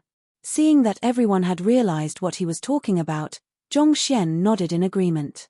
Just as he was about to speak, he suddenly felt his hand being relieved of the weight in it. Someone had taken the metal hammer from his hand. Following which, an impassive voice spoke. "I'll decipher the stone tablet over there." By the time Zhongxian lifted his gaze, Wu Zhen was already at the other side of the bridge. Lifting the metal hammer up, he smashed it powerfully on the stone tablet. That fellow was too desperate to prove himself. Despite being a 5-star celestial designer, he failed to decipher the mechanism behind the stone tablet despite 3 attempts. Yet, an amateur actually opened it with a smash of a metal hammer. The embarrassment and frustration he felt was understandable. However, there stood another stone tablet for him to redeem himself and prove his own capability. How could he possibly just give up this opportunity to showcase his ability to the other party? Thus, he snatched the hammer and rushed over immediately. Recalling the direction, trajectory, and might of the other party's hammer strike, he bellowed loudly and smashed the hammer down onto the stone tablet. Not expecting the other party to move so quickly, Zhongxian was taken aback. Before he could finish his words, the sound of heavy grinding sounded from the stone tablet at the opposite side of the river. Following which, a whole rain of thin needles came flying forth. Pooha! Pooha! Pooha! Unprepared, Wu Zhen didn't even manage to open the 1,000 utility umbrella before the rain of needles blurred his vision. In an instant, he turned into a cactus. "Careful," Zhongxian uttered, as he stared at the sight before him. Chapter 660, Another Bet. Wu Zhen cried silently. "I really only wanted to prove myself. Who in the world did I offend for this to become of me?" Even though he had exerted his zhenqi at the final moment to protect his vitals, he was still pierced by several hundred needles. Furthermore, each of them had pierced at least an inch deep, leaving him in deep pain. What is the use of saying be careful now? Didn't you use the metal hammer to smash the stone tablet just now as well? Why didn't it work for me? The same location, the same strength, and the same technique. And yet, you opened up a passageway whereas I transformed into a human cactus. Tears streamed down Wu Zhen's face as he trembled in indignation. Driving his zhenqi through his body, he flexed his muscles, and the needles lodged into his flesh were immediately jolted out. With a flick of his wrist, he took out the wine gourd he received from Zhongxian. As Princess Feiya didn't use it all back then, he still had a portion of the saint recovery medicine. Since he was wounded all over at the moment, this was the perfect time to use it. Since this is an external wound, Wu Zhen deduced the logic behind Zhongshi's words before uncorking the cap and pouring the wine all over his body. On the opposite side of the river, Zhongxian's lips twitched upon seeing the sight. Cough cough. Of course, he remembered this wine. He had no choice but to feign it as a gift due to Luo Jiao, Feng Yu, and Chen Yu cornering Hong Shi back then. The basis behind its healing property was Heaven's Path zhenqi, but considering how a few days had passed, the zhenqi contained within the wine had already long dried out. In other words, what was within the gourd was just ordinary wine, and to pour alcohol on such gaping wound would surely be excruciating. Ah! While Zhongxian was still in his thoughts, the sound of a pig being butchered echoed in the air. Wu Zhen's entire body convulsed as though it had been shocked. In terms of pain, rubbing alcohol on one's wounds was really not much different from rubbing salt on them. The immense suffering that he felt threatened to steal his consciousness away from him. Watching as white foam started pouring out from the edges of the other party's mouth, Zhongxian immediately instructed, "Little Qi, quickly feed him a recovery pill. Otherwise, I fear that he might just die." "Yes." Luo Chichi quickly rushed over, pinched open the other party's mouth, and fed him a recovery pill. Only with the consumption of the recovery pill did the other party's complexion finally recover slightly. While the needles weren't fatal, there were simply too many of them. Not to mention, The alcohol also had other ingredients in it that would only aggravate one's wounds. Thus, even though Wu Zhen had managed to survive the ordeal with the help of the recovery pill, he was in terrible shape. His vision was a little unclear, his face was entirely swollen, and he felt listless. Standing up, he shot a glare at Zhongshe and began weeping silently. "You liar! Be it the metal hammer striking the stone tablet or the saint recovery medicine. I must have been a fool to trust you. Allow me." Not expecting Wu Zhen to be so rash as to rush to the other stone tablet without allowing him to finish his words, Zhongxian shook his head helplessly. Along with Xing Yuan and the others, he walked over to the other side. He took the 1,000 utility umbrella from Wu Zhen's hands, and with a flick of his wrist, the 1,000 utility thorn appeared. Then, he aimed it at the stone tablet before him and stabbed it in. Ding ding ding. 3 crisp mechanical clicks sounded. Jia! Jia! The stone tablet slowly split apart, revealing a towering door. "Aren't you supposed to use the metal hammer?" Wu Zhen staggered at that sight. Ah! Adaptability is a very important in deciphering mechanisms. The 1,000 utility thorn works perfectly fine on this stone tablet, Zhongxian said. Wu Zhen. Ignoring Wu Zhen, who was on the verge of a breakdown, the group walked over to the entrance. Within it was a flight of stone stairs leading to the bottom of the stream as well, but the direction was the complete opposite to the other passageways. Most likely, the 2 passageways led to different places. There are indeed 2 underground chambers. A grim expression appeared on everyone's face. At that moment, the surface of the bridge not too far away from them shook, and the sound of cogs whirring into action echoed through the chamber. A cold voice abruptly boomed. "Congratulations for opening the 2 entrances. However, each one of you can only choose one door to enter. You'll have an incense's time to choose, and once you make your choice, retreat is no longer an option." Knowing the importance of this matter, Wu Zhen put aside his grudges and began explaining. "It's mechanical recorder." Mechanical recorder? Everyone was confused. UN.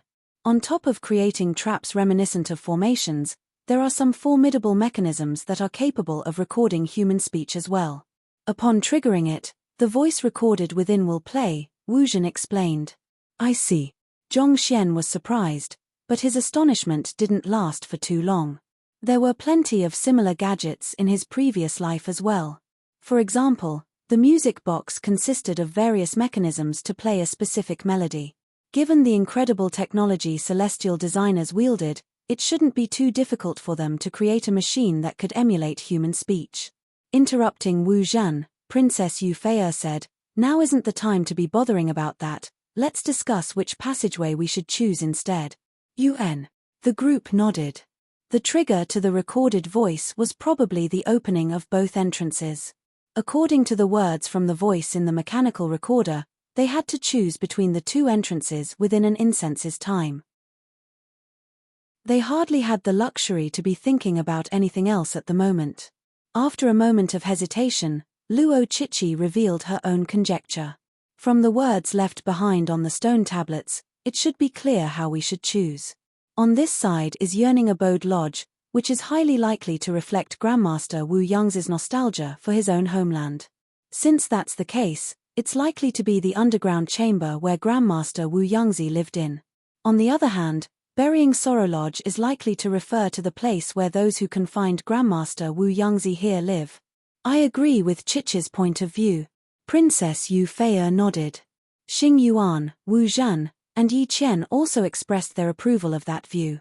They had agreed on this conclusion as soon as they saw the stone tablets, so it wasn't too hard for them to agree with Luo Chichi's point of view. Frowning, Zhongxian said, "I have an alternative point of view. May I know what teacher thinks of this matter?" Luo Chichi turned her eyes over. The others also gathered their gazes on Zhongxian. This young man had displayed outstanding performance ever since their arrival, so no one dared to take his words lightly anymore. "Contrary to your perspective, I feel that Burying Sorrow Lodge is where Grandmaster Wu Yangzi lived instead. As for the reason, I can't really put it out in words for you all," Zhongxian said. Touching the stone tablet only showed Zhongxian the mechanisms hidden within it. It didn't explain the interior of the underground chamber within and whether it had anything to do with Wu Yangzi or not. As such, this conclusion actually came from his own hypothesis, and there was no concrete evidence behind it. How can that be? Princess Feiya's lips curled up into a sneer, and she harumphed coldly. Captured by others to become a weapon-forging machine, Grandmaster Wu Yangzi is surely filled with indignation and wrath. How could he possibly bury his sorrows under such circumstances? Indeed. Captured, Grandmaster Wu Yangzi would surely be missing his own homeland. I agree with 6th Princess's view. Xing Yuan nodded. Knowing that her teacher wouldn't raise claims without any basis behind them, Luo Chichi asked, "Teacher, for you to say so, could it be that you have noticed something peculiar?" "I didn't notice anything out of ordinary, just that I am a little perplexed by the killing intent contained within the words yearning abode lodge. I have some understanding of painting, and I find it hard to believe that those words were left behind by a Grandmaster blacksmith. On the other hand, the words burying sorrow lodge seemed to emanate calmness and contained a far deeper intent into it. It felt more like the work of a Grandmaster. That is the reason why I think so," Zhong Xian said. "I got the same feeling as well." Yi Qian interjected. As a 5-star painter, he also felt similar intents from the 2 inscriptions on the stone tablets. Like we said before, it's normal for there to be killing intent infused into his words. Captured and imprisoned, it would only be bizarre if he didn't have such emotions. Burying sorrow lodge. Hihi, probably only those who captured him could live their days happily without any sorrow. Princess Feiya shook her head. "I'll still choose this passageway." From the very start, she harbored a great dislike for Zhong Xian. Seeing that there was no strong basis behind the other party's words, her confidence began to increase. "I also choose this passageway." Xing Yuan nodded. He would follow Princess Feiya no matter where she went. Besides, he also thought that her words were more reasonable at the moment. Princess Feiya turned to Wu Zhan. "What about you?" After a moment of hesitation, Wu Zhan nodded and replied, "I'll choose here as well." He also felt that Princess Feiya's words were correct. Seeing another person standing on her side, Princess Feiya felt as though she was finally going to achieve victory over the other party. Delighted, she turned to the Crown Prince and asked, "Yi Qian, what about you?" "I agree more with Zhongsha's words," Yi Qian replied, but halfway through, he suddenly noticed the eyebrows of the princess in front of him shooting up all of the sudden, and his courage immediately faded. "However, I'll still choose this passageway. That's more like it." Seeing her junior supporting her as well, Princess Feiya nodded her head in satisfaction. She turned to Zhong Xian with a triumphant look and said, "All right, 4 of the 6 have made their decisions. What about you? Aren't you good at betting? Let's see how you'll win this time." "I'll still choose the passageway on the opposite end." Before the other party's provocation, Zhong Xian could only shake his head. Turning to Luo Chichi, he asked, "What about you?" Luo Chichi hesitated for a while before eventually replying, "I'll follow teacher." Chichi. Not expecting her close friend to actually betray her at such a moment, Yu Feiya hurried forward and tried to persuade her otherwise. "Don't you agree with our deduction as well? That passageway definitely has nothing to do with Grandmaster Wu Yangzi at all." Hearing the other party spouting such words, Zhong Xian interjected with a smile. "Definitely? You sure sound certain. Do you dare to bet on it?" "Of course." Yu Feiya flung her sleeves majestically. She possessed absolute confidence regarding this. "Good. With so many people witnessing this, I doubt that you would refuse to pay up. This time, instead of 10,000 middle-tier spirit stones, the bet will be 1 high-tier spirit stone instead." Zhong Xian chuckled lightly. "The victory will be decided by which passageway leads to Grandmaster Wu Yangzi's living quarters. If the path I chose is correct, you'll have to pay me 1 high-tier spirit stone. On the other hand, I'll relieve you of your duties as my maid, and we'll owe each another nothing." "Fine. But if you lose, not only must you relieve me as your maid, you must also repay the 700 middle-tier spirit stones back to me. Also, Princess Yu Feiya gritted her teeth. "You must also serve me wine." "Sure, I'll serve you wine if you win. Zhong Xian nodded. It's a deal then. Princess Yu Fei sneered coldly. Just you wait. Let's go. After which, she began walking into the stone passageway. Xing Yuan, Yi Qian, and Wu Zhen followed closely behind her. Let's go as well. Seeing them walking down the stone stairs, Zhong Xian beckoned Luo Chichi, and the duo crossed the bridge and descended down into the other passageway. Chapter 661. An dark world lay behind the stone door. Luo Chichi stepped forward and hurled a few night illumination pearls down to light up the interior. The further the duo walked down the stairs, the louder the flow of the stream above them sounded. Even though they were beneath a stream, it didn't feel humid at all. On the contrary, it felt extremely dry. On top of that, the air seemed to be getting fresher and richer in spiritual energy.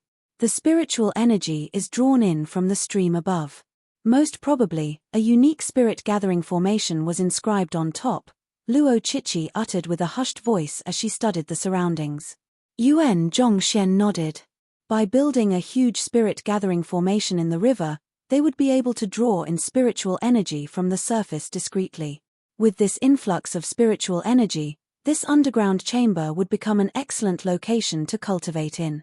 Jia. However, a moment after they walked in, they heard the sound of something crashing down above them. Looking upward, they realized that the opening from the entrance where they came from had disappeared. This is bad. Their faces darkened, and they hurriedly rushed back to the entrance. However, some kind of mechanism had already sealed the entrance tightly. This is a dragon severing lock which only 6-star celestial designers can forge. Luo Chichi's face paled. A grave expression surfaced on Zhong Xian. Yuan. It seems like the other party meant it when he said that we would only get a single chance at choosing the passageway. Once the dragon severing lock is in place, even a 6-star celestial designer would be troubled to overcome it. No one amongst us would be able to get in or out. They didn't take the voice on the stone bridge seriously, thinking that it was just a figure of speech. Who knew that he would actually be serious about it? He had encountered the dragon severing lock back at the Soul Oracle tomb as well. Once this artifact was in place, unless one possessed the might rivaling a transcendent mortal 9-dan cultivator, one would never be able to overcome it. On top of that, for some reason, the dragon severing lock installed here seemed to be much stronger than the one in the Soul Oracle tomb, making it even more impossible for them to bypass it. In other words, they were both trapped in this underground chamber. Luo Chichi turned to look at Zhong Xian anxiously. Teacher, what should we do now? Even though she was a feared genius among her fellow peers, before Zhongshu, she felt as ignorant as a child. For some reason, she found herself developing a dependency on the other party, and it felt as though the ideas that came out from the other party's mind would always be the best. If not for this deep trust in the other party, she wouldn't have chosen to follow Zhongshu despite feeling that Yu Fei's words were more logical. Frowning, Zhong Xian replied, since we can only pick one passageway, it means that the other passageway where Xing Yuan and the others are at must be locked as well. Let's just advance for now. Perhaps there might be another exit here. Yuan. Luo Chichi nodded in agreement. Thus, the duo continued downward. Soon, they arrived at an average-sized room. Under the illumination of the night illumination pearls, they could see that there was a stone table and 2 stone chairs in here, a very simple layout. There were no windows or doors here. They had come to the end of the path. So small. Luo Chichi frowned. The hall they were in previously spanned over a few hundred square meters, so they thought that the underground chamber below here should at least be larger. Who knew that it would only be around 20 square meters, not to mention, empty. Rather than an underground chamber, it felt like a cage instead. We're at the end. Could it be that I've really picked the wrong passageway? Zhong Xian's complexion also turned rather awful. He didn't pick this road on a whim, but judging from the narrow room and the lack of any further passage for them to walk down on, could his instincts have truly failed him? Were they doomed to die here? Looking around, Zhong Xian suppressed his anxiety and said, regardless of whether I am mistaken or not, judging from how deep the underground chamber is, and the effort put into installing the dragon severing lock, it's not logical for the passageway to end with this small room. There must be some kind of trick to this room. Dragon Severing Lock was an extremely valuable artifact, even for a 6-star celestial designer. Putting aside the technology required to install it, just the resilient material that made it difficult for even a normal saint to break it was incomparably expensive in itself. It truly didn't make sense to use such a valuable object to seal a passageway just to have such a small room at the very end of it. I'll try looking around. Luo Chichi nodded.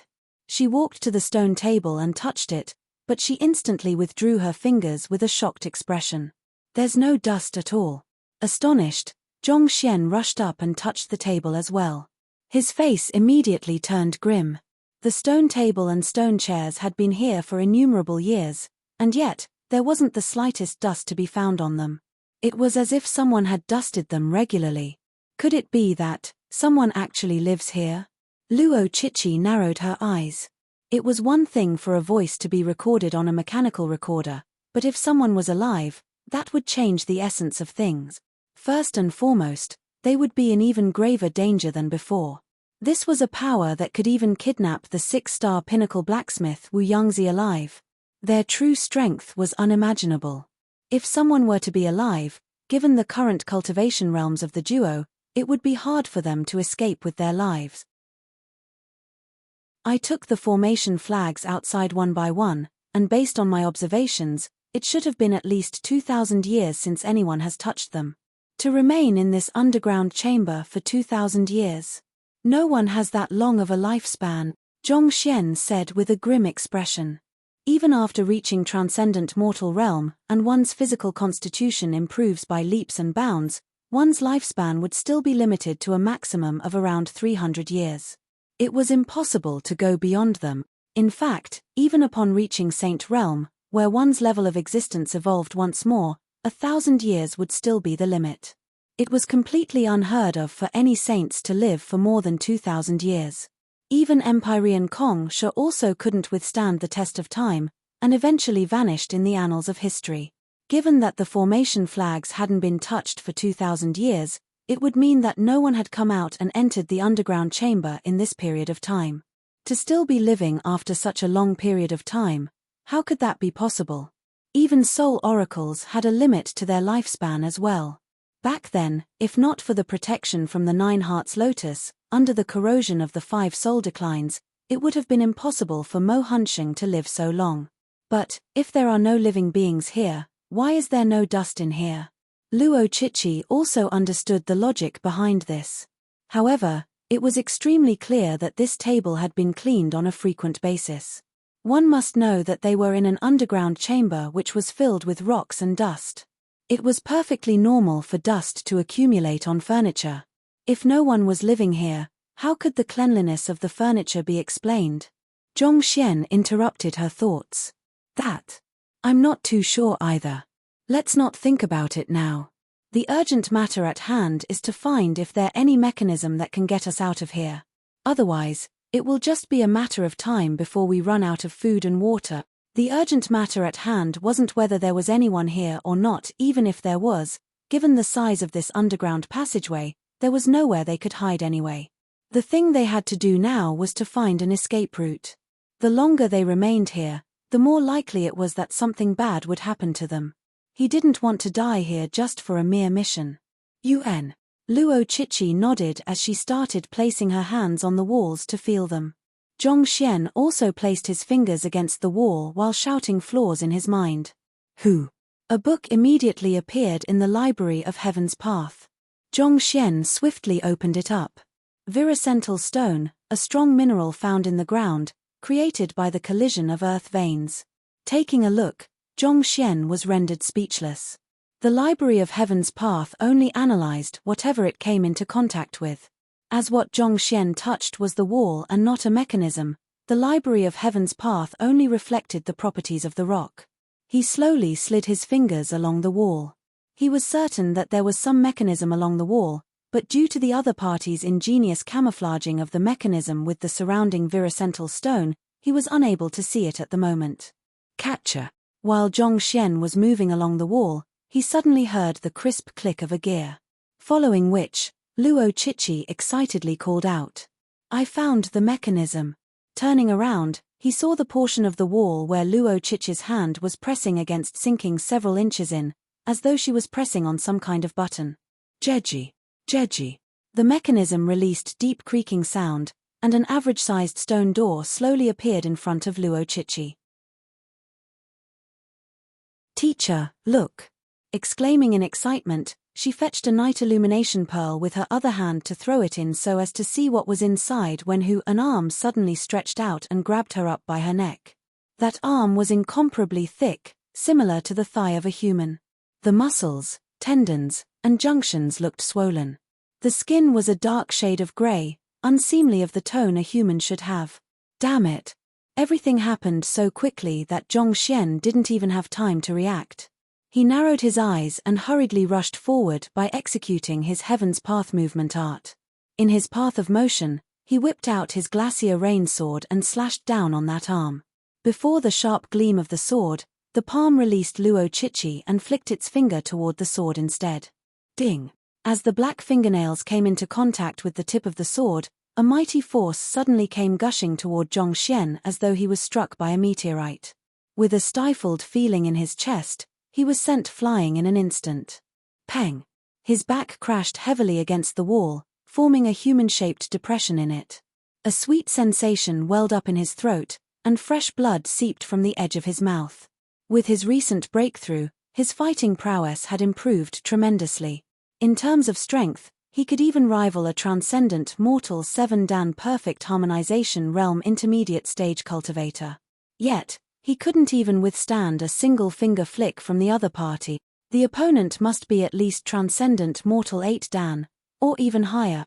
Zhongxian's face turned livid, and his grip on his sword tightened to the point that the edges of his fingers were turning white. Back then, he instantaneously realized the danger of the situation and executed the Heaven's Path sword art with all the might he could harness. Yet, he was still sent flying with a single flick.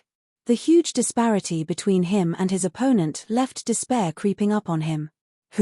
While Zhongxian was sent flying, the massive palm came grabbing at Luo Chichi once more. Damn it! At that moment, Luo Chichi also recovered from the shock from the sudden attack. No matter what, she was one of the top geniuses of the Master Teacher Academy, a transcendent mortal 6-dan pinnacle expert. It was only due to her carelessness that the other party managed to grab her neck so easily. Having recovered her senses, she immediately bellowed loudly and stabbed her sword forward. Her swordsmanship was forceful and elegant. Just from her movements itself, it could be seen that her understanding and mastery of swordsmanship wasn't beneath Zhongxian by too much. She had reached the sword heart realm as well. Hula! Seeing Luo Chichi retaliate, the giant palm swiftly changed the trajectory of its motion and slapped her sword instead. Ding! Luo Chichi's sword immediately flew out of her hands and stabbed deep into the ceiling of the room. The immense force from the motion left the sword impaled into the ceiling, shaking non-stop. Run! Knowing that it would be impossible for them to stand against that huge hand with their cultivation, Zhongxian immediately executed the Heaven's Path movement art and appeared before Luo Chichi. Covering her with his zhenqi, he picked her up and immediately retreated to the corner. Chapter 662, Miscalculated Teacher, What's That? Until now, Luo Chichi's face was still pale in shock. She had used her full might for that attack, and yet her sword was sent flying so casually without even harming the other party in the slightest. A sense of helplessness was rising within her. I don't know either, but that thing isn't something that we can deal with given our current capability, Zhongxian said as he drove the Heaven's Path zhenqi within him to recuperate from his previous injuries. Most probably, you might have triggered the wrong mechanism and released it. I released it. Luo Chichi's figure jolted in shock, and regret surfaced on her face. Indeed. It was only after she pressed a certain mechanism did that massive hand appear. Even though I can't tell exactly what the other party is, the appearance of the arm did remind me of something. Zhongxian frowned. What is it? Luo Chichi asked grimly. Otherworldly demons. Upon exhaling a mouthful of turbid air, Zhongxian had completely healed from his previous injuries. You mean the tribe which Kong Shi expelled from the Master Teacher continent long ago? The otherworldly demonic tribe? Luo Chichi's entire body stiffened, and her eyes widened in disbelief. Indeed. I've seen an otherworldly demon before, and while the skin tone seemed a little different, there doesn't seem to be much difference in terms of the skeletal structure, Zhong Xian said. There was a specific reason why he chose this passageway instead of the other one where Yufei and the others went to. Yearning Abode Lodge, the killing intent infused within those 3 words wasn't something that a human could possess, but an otherworldly demon. Back during the Master-Teacher tournament, in order to test their courage, Hongshe had brought out an otherworldly demon. There was no way Zhong Xian could forget the feeling from the killing intent back then. And it was identical to the killing intent he felt from the 3 words. As such, he didn't think that it belonged to Grandmaster Wu Yangzi. But even so, Zhong Xian wasn't too sure at the start. After all, it had been a long time since the otherworldly demons had disappeared, but to think that there would really be some here. Furthermore, it appeared in the underground chamber he had specifically chosen to avoid them. Could he have really made the wrong choice? Could it be that the Yearning Abode Lodge was truly the living quarters of Wu Yangzi, whereas residing in this Burying Sorrow Lodge was a huge monster? Jeji. Jeji. While the duo was speaking, a creaking sound continued to echo from the mechanism, and the stone door kept opening. The initial crack was only sufficient for a hand to pass through, but at this rate, it would only be a matter of time before the entire stone door opened and the monster trapped within charged out. Hearing of the otherworldly demon and recalling the killing intent from a moment ago, cold sweat trickled down Luo Chichi's head, and her face paled. Teacher, let's go up. Even though she was a 5-star master teacher, she was still young, and she had never come into contact with the otherworldly demons before. In a sense, she wasn't faring any better than Ruo Huangongzi and the others back then. Having dealt with an otherworldly demon once, Zhong Xian didn't panic. Instead, he activated the Eye of Insight and began to analyze the situation rationally. There's a dragon severing lock up top, not to mention, the stairway is also narrow. We would be cornered over there, and that would spell our death. Escaping this narrow stone room was indeed his first thought as well, but it was far from the most correct move. There was only one road in this passageway, and the duo could barely stand side by side with its width. If they were to escape up there, it would just be a matter of time before they were cornered.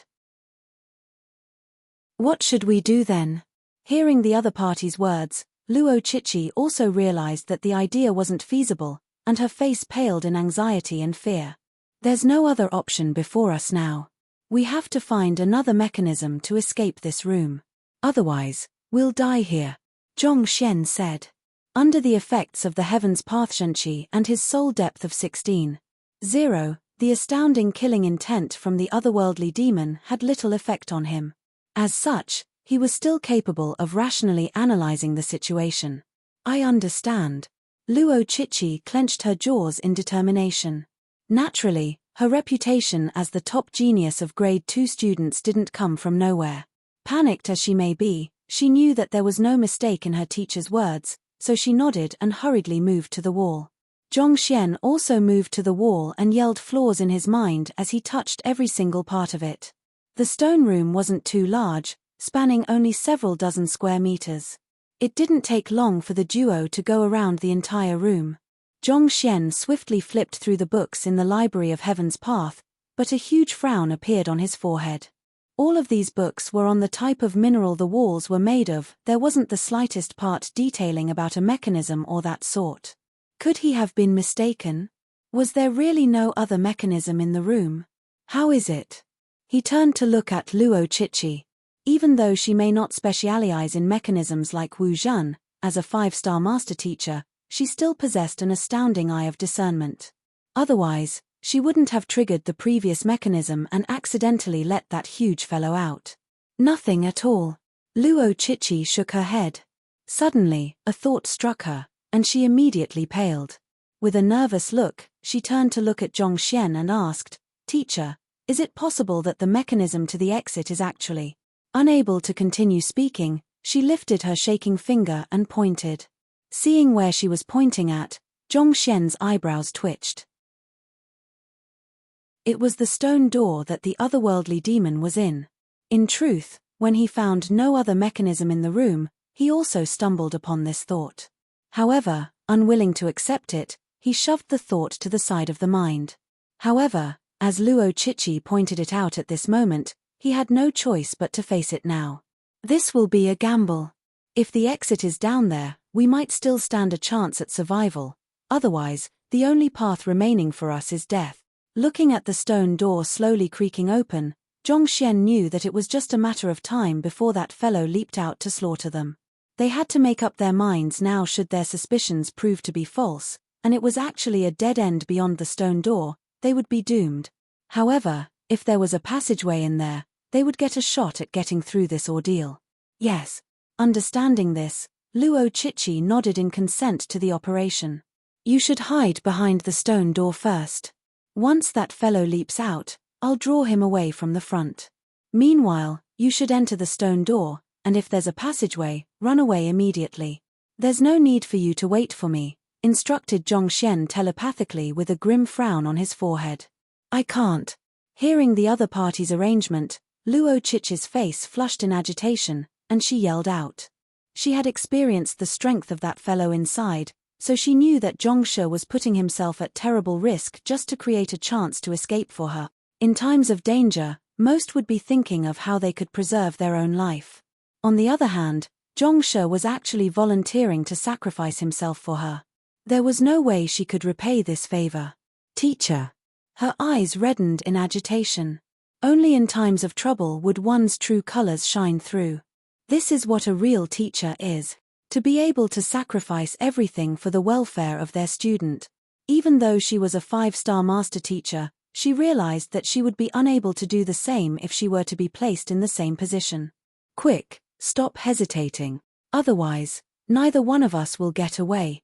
Zhongxian bellowed to her. Aye. All right. Gritting her teeth, Luo Chichi nodded before rushing to the side of the stone door. Jia. Jia. Just as she succeeded in concealing her figure, the stone door finally opened entirely, and a towering figure emerged from beyond it. It was a 3-meter-tall fellow. Its entire body was dyed a shade of grey, and it carried an aura of death. This is a puppet made from the corpse of otherworldly demons. Narrowing her eyes, Luo Chichi covered her mouth in shock, her slender body trembling uncontrollably. Otherworldly demons were an existence blessed with superior strength at birth. Be it their physical body, soul, or cultivation, their innate abilities were far higher than an average human. In a sense, a puppet forged out of a corpse would be similar to the soulless metal humanoid, but due to the superior physical body, it would be far stronger. In fact, due to the nature of its body, it would be able to exert the full might the otherworldly demon possessed before its demise. This explained the mystery of the cleaned furniture from before. They were wondering how there could be any survivors after a lapse of 2,000 years, but to think that it would be a puppet instead. This kind of artifact was driven by spiritual energy, and as long it wasn't damaged, it could be said that there was no definite limit to its lifespan. Even though they were underground, the region was rich in spiritual energy, sufficient to fuel the puppet no matter how high its consumption of spiritual energy was. Most likely, the furniture was cleaned by him. Even though it possessed no sentience, it would still accomplish the mission its master commanded of it. Just as Luo Chichi was immersed in shock, Zhongshe abruptly bellowed and slashed his sword. Die. Tzz la. The immense might of Zhongxian's slash, along with the emanation of sword qi, creating a sharp buzzing noise in the air as the sword qi flew toward the puppet.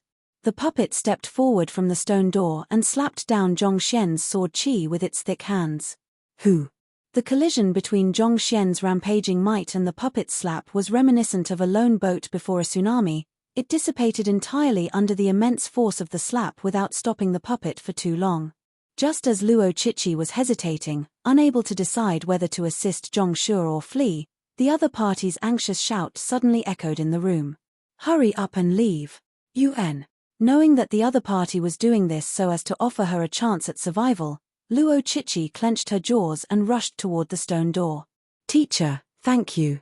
If we can get out of here alive, I'll obey every single instruction you have of me. I'll be your student and your guardian for life. Hong Long. While she was dashing through the stone door, Zhongxian suddenly felt an immense force crushing down on him. With a sharp exhalation of breath, he was sent crashing into the wall once again. This shouldn't be.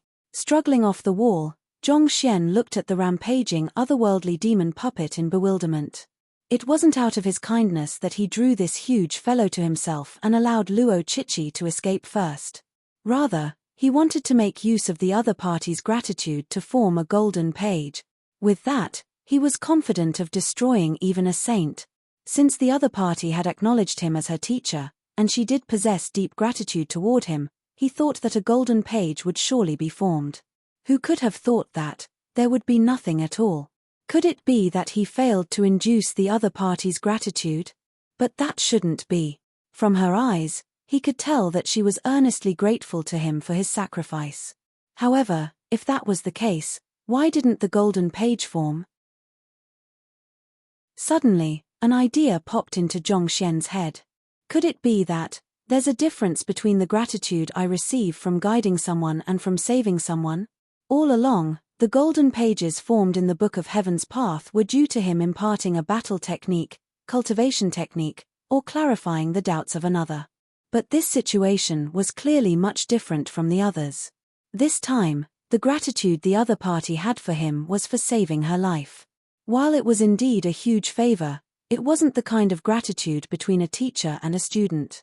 Rather, it was directed toward his magnanimity and his noble character. I miscalculated.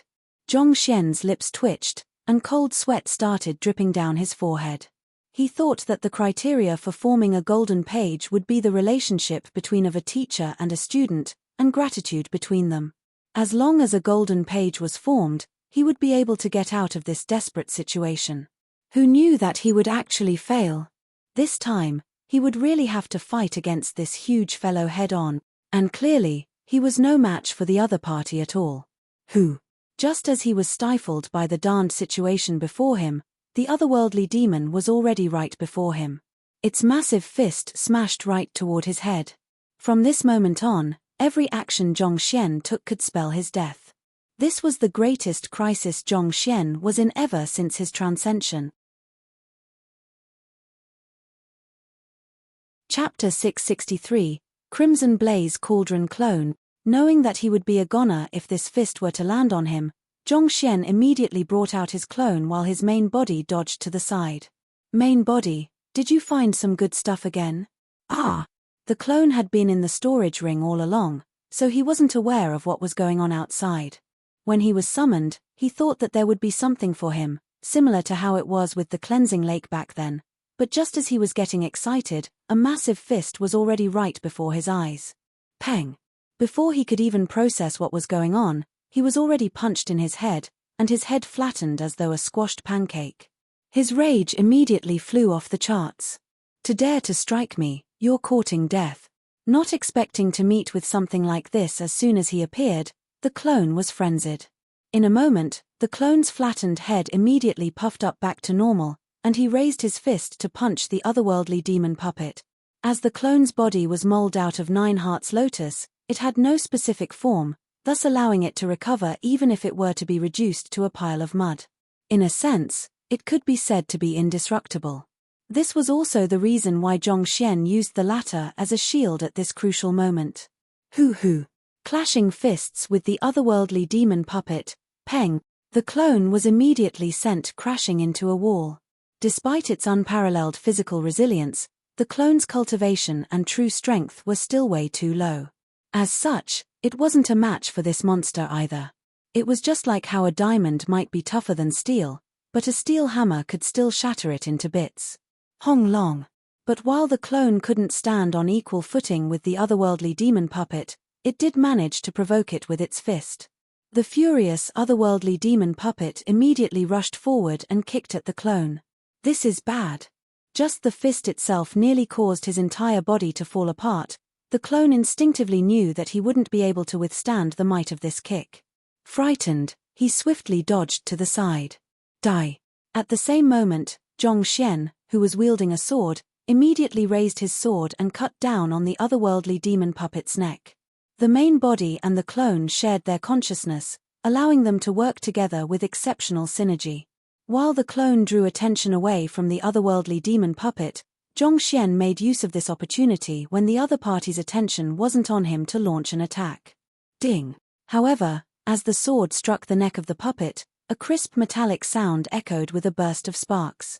Zhongxian felt a dull pain in his arm. It was as if he had struck a metal pole with a wooden stick. His sword nearly fell out of his hands. Isn't he simply way too tough? Taking a look, Zhongxian realized that he had only managed to leave nothing but a white scar on the other party's neck. His face immediately darkened. The sword he was wielding was a spirit intermediate tier pinnacle sword, and yet, an attack with his full might actually failed to even cut through the other party's skin. How formidable must this fellow's defense be? Could it be that, on top of the corpse of an otherworldly demon, some other materials were used to forge this puppet into a weapon? Zhongxian's eyes narrowed. With an immense strength exceeding 9 million ding and the might of a spirit intermediate tier weapon, even the head of a transcendent mortal 8 Dan expert would be easily lopped off. And yet, he barely scraped the other party's skin. That could only mean one thing. This fellow wasn't just an ordinary puppet forged out of a mere corpse. It was highly likely that its body was coated with a layer of some extraordinary alloy, turning it into a weapon exceeding spirit intermediate tier. That was the only plausible explanation as to why Zhongxian's attack was rendered ineffective. How do I fight against something like this? Zhongxian's face turned exceptionally awful. Even his strongest weapon wasn't sufficient to break through the other party's defense. In other words, he was incapable of hurting the other party, needless to say, kill it. Who? While Zhongxian was in the midst of despairing, the otherworldly demon puppet, infuriated by his backstab, turned around and smashed its massive fist at him. Its fist seemed to wield strength comparable to a mountain, compressing the air in space with a loud sonic boom. Even before it could reach Zhongxian, he could already feel a searing heat in his surroundings, as though he had been placed in a massive cauldron. Might of a searing cauldron. Legend has it that when one's fist reached a certain strength, the shock wave of one's punch would become reminiscent of a searing cauldron, capable of even melting steel. Zhongxian had always thought that it was just an exaggeration of old legends, but to think that he would experience it himself. Retreat. Knowing that it was impossible to stand against such a powerful punch, Zhongxian immediately rushed backward. Peng. However, the room was simply too small. Barely after retreating 2 steps, he felt the cold wall pressing tightly against his back. Dragon Scale Amulet. Knowing that it would be impossible for him to dodge this attack, Zhongxian was left with no choice but to activate the amulet from before. There were only 3 uses to this object. He had used it once in the Soul Oracle Tomb, and this was his second use. A light barrier appeared and shrouded him. Boom. As the fist came into contact with the light barrier, an ear-splitting sonic boom sounded, and the latter immediately burst. In an instant, Zhongxian felt an immense force transferring from the barrier and onto him. The stone wall directly behind him was reduced to dust while he spurted a mouthful of fresh blood. If not for the physical body tempering he had undergone in the cleansing lake, his bones would have been shattered by that blow. To be able to destroy a barrier that could even withstand an attack from a transcendent mortal 9 Dan pinnacle, this fellow's strength must have reached Saint Realm. Exhaling deeply, Zhongxian swiftly moved aside to create room for himself while driving the heaven's path Shenqi within him to heal his injuries. He thought that as long as he collaborated with his clone, even if they couldn't defeat it, he would at least be able to escape. Who could have known that, on top of being strong, the other party's defensive capabilities would be extraordinary as well? Only a saint could possibly possess such capabilities. At Zhongxian's current cultivation, it was impossible for him to defeat the other party. Unless there's a spirit pinnacle weapon for me to wield. Zhongxian clenched his fists tightly in agitation. Due to the other party's overwhelming defense, even though he knew its flaws, with his current strength, it was impossible for him to exploit them against the other party. However, it was possible for him to make up for his weakness through a stronger weapon. If there was a spirit pinnacle weapon here, he might still stand a chance against the puppet. Otherwise, the only fate that awaited him would be death. What should he do? Ever since his transcension, everything had been smooth sailing. He never thought that a day would come where he would meet with such a dangerous situation. If the other party was a living being, he might still be able to hoodwink it through his impartation of heaven's will, just as he had done with the otherworldly demon back then. But a puppet possessed no sentience at all. No number of words could possibly sway a being whose only purpose of existence was to accomplish the instructions asked of it. While Zhong Xian was at a loss, he suddenly heard Luo Chichi's telepathic voice in his head. "Teacher, there's a passageway in here, come in." Many things had happened, but it had only been 10 breaths since she entered the stone door. It seemed as though she found something within it. "All right." Zhong Xian flicked his wrist and exerted another wave of sword qi. At the same moment, he had his clone attack from behind. After all was done, he immediately turned around and fled for the stone door. His clone was indestructible, so he had nothing to fear, but Zhong Xian was different. Should his head be caved in by that fearsome fist, he would really die on the spot. "Jeji, Jeji." Seemingly sensing Zhong Xian's intention, the otherworldly demon puppet flew into a greater rage. Paying no heed to his sword qi, it charged forward right at Zhong Xian. It wanted to use the fearsome might of its charge to smash Zhong Xian's body. Damn it! Zhong Xian gritted with his teeth in frustration. If it was just a single punch, he could still avoid it with his movement art. However, if it was an entire body, this narrow room had no space for him to dodge at all. Once that massive body crashed into him, even if he were to survive, he would be as good as dead. Scram! At that moment, his clone suddenly charged forward and struck the otherworldly demon puppet's side. Peng! Even though his clone wasn't sufficiently strong to knock down the puppet, he still managed to cause a slight deviation in the direction of its charge. What should have struck Zhong Xian's body squarely ended up sweeping by his shoulder. Wang! At that crucial moment, Zhong Xian activated the last dragon scale amulet, and with a loud catcher, the light barrier broke. Under the immense force of that charge, Zhong Xian fell through the stone door. "Clone, come back." While Zhong Xian was flying through the air, he returned the clone into his storage ring before crashing into the wall once more. A worried voice called out from in front of him. "Teacher." Turning around, he saw a passageway behind the stone door. It seemed like there was some kind of mechanism in here which Luo Chichi had triggered in the time she was in here.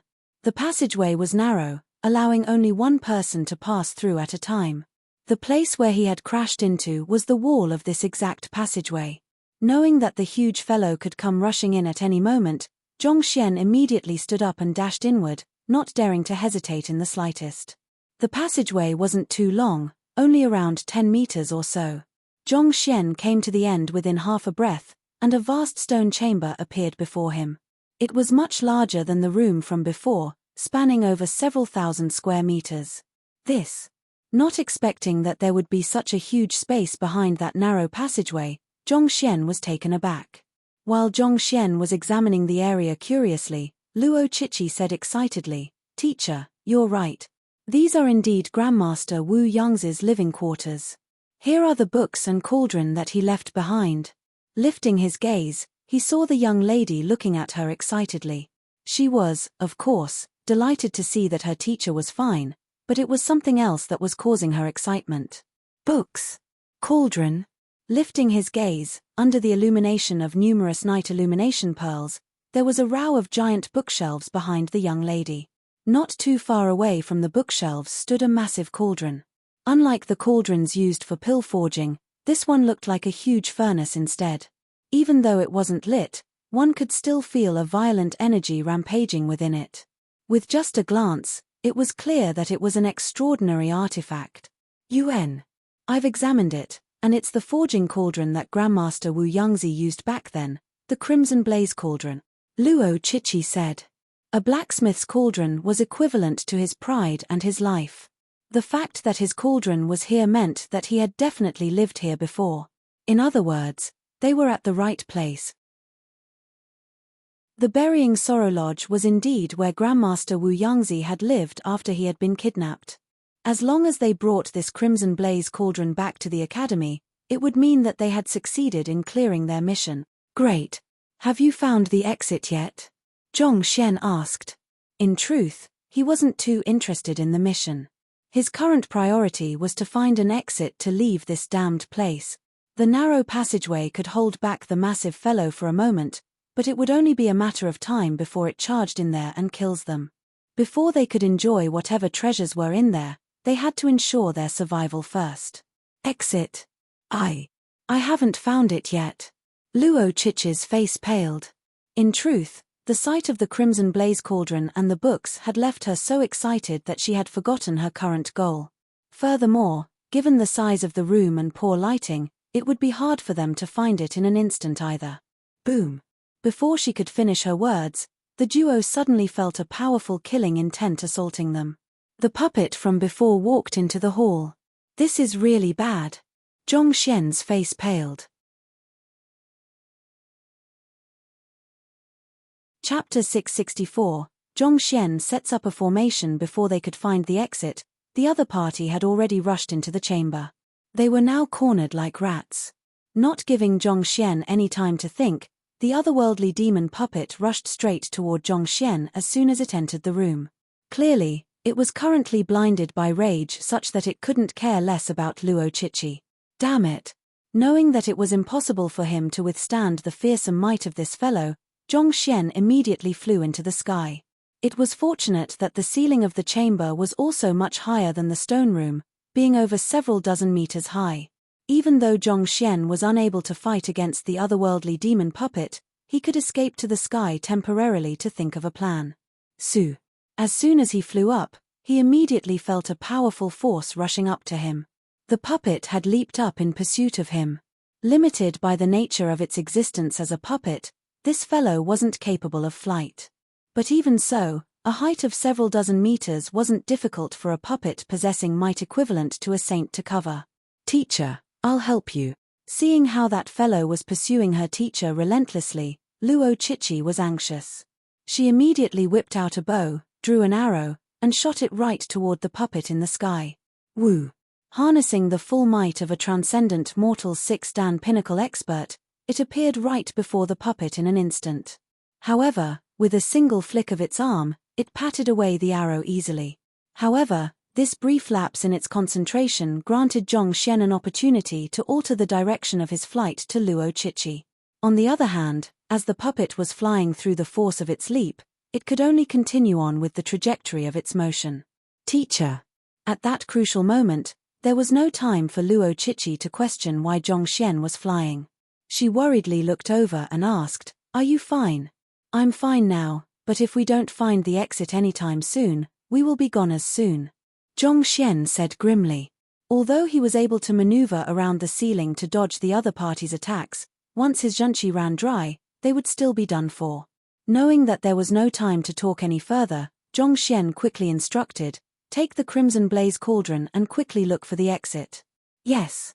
Luo Chichi hurriedly nodded before rushing over to the cauldron. She placed her palm on it, intending to place it within her storage ring. But before she could move it, the gears of a mechanism suddenly clicked, and a voice sounded. "I am Wu Yangzi. Guests, if you can forge a spirit high-tier weapon, you'll be entitled to my heritage. Otherwise, if you were to forcefully claim my crimson blaze cauldron, the entire underground chamber will collapse. Only through earning my heritage will I reveal the exit to this chamber. Otherwise, be prepared to be buried with me." Collapse. Buried with him? Zhong Xian and Luo Chichi were stunned for a moment before frenzy overwhelmed them. Who in the world wants your heritage? With such a damned puppet chasing after their lives, who has the time to forge your freaking weapons? You must be trying to kill us. Besides, forging a spirit high-tier weapon. Only 5-star pinnacle blacksmiths can do so. Even though Luo Chichi had dabbled in weapon forging before, she was only a 5-star primary blacksmith. How could she forge a weapon which only a 5-star pinnacle could forge? On the other hand, Zhong Xian could be said to know nothing about weapon forging at all. He wasn't even qualified as a 1-star blacksmith, so that was even more impossible for him. Boom. While the duo was still depressed about their current predicament, a shock wave suddenly burst in the chamber. The otherworldly demon puppet had already landed on the ground, and after determining its next path of motion, it dashed forward. Given the latter's speed, it would be just a few breaths before it reaches them. "Teacher, what do we do?" Luo Chichi asked, panicking. At the same time, Zhongxian also felt goosebumps rising up on his skin. He had just crossed hands with this huge fellow, and despite working together with his clone, they could hardly even fend off a single move. To face it in a direct battle, they would probably be destroyed in just a few blows, and according to Wu Yang's words, only those who had obtained his heritage could leave. To obtain his heritage, they would have to forge a weapon, but under such circumstances, even if they wanted to give it a try, this huge fellow couldn't possibly give them any, unless there was some kind of formation that could trap this huge fellow temporarily. Otherwise, we won't be able to forge anything at all. Luo Chichi said anxiously. Indeed. Furthermore, the formation must be at least grade 6, or else he would break out in an instant. Zhongxian nodded in agreement. He was just about to continue speaking when an epiphany suddenly struck him. Grade 6 formation? Little Chi, help me by distracting this fellow for a few breaths. Suddenly recalling something, Zhongxian leaped up and flew into the sky. All right. Judging from her teacher's expression, he must have noticed something. Luo Chichi immediately took out another handful of arrows and shot at the puppet. Su.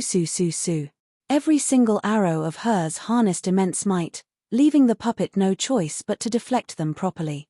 Knowing that it was impossible for Luo Chichi to sustain this, Zhongxian hurriedly flicked his wrist, and a bunch of formation flags appeared in his hands.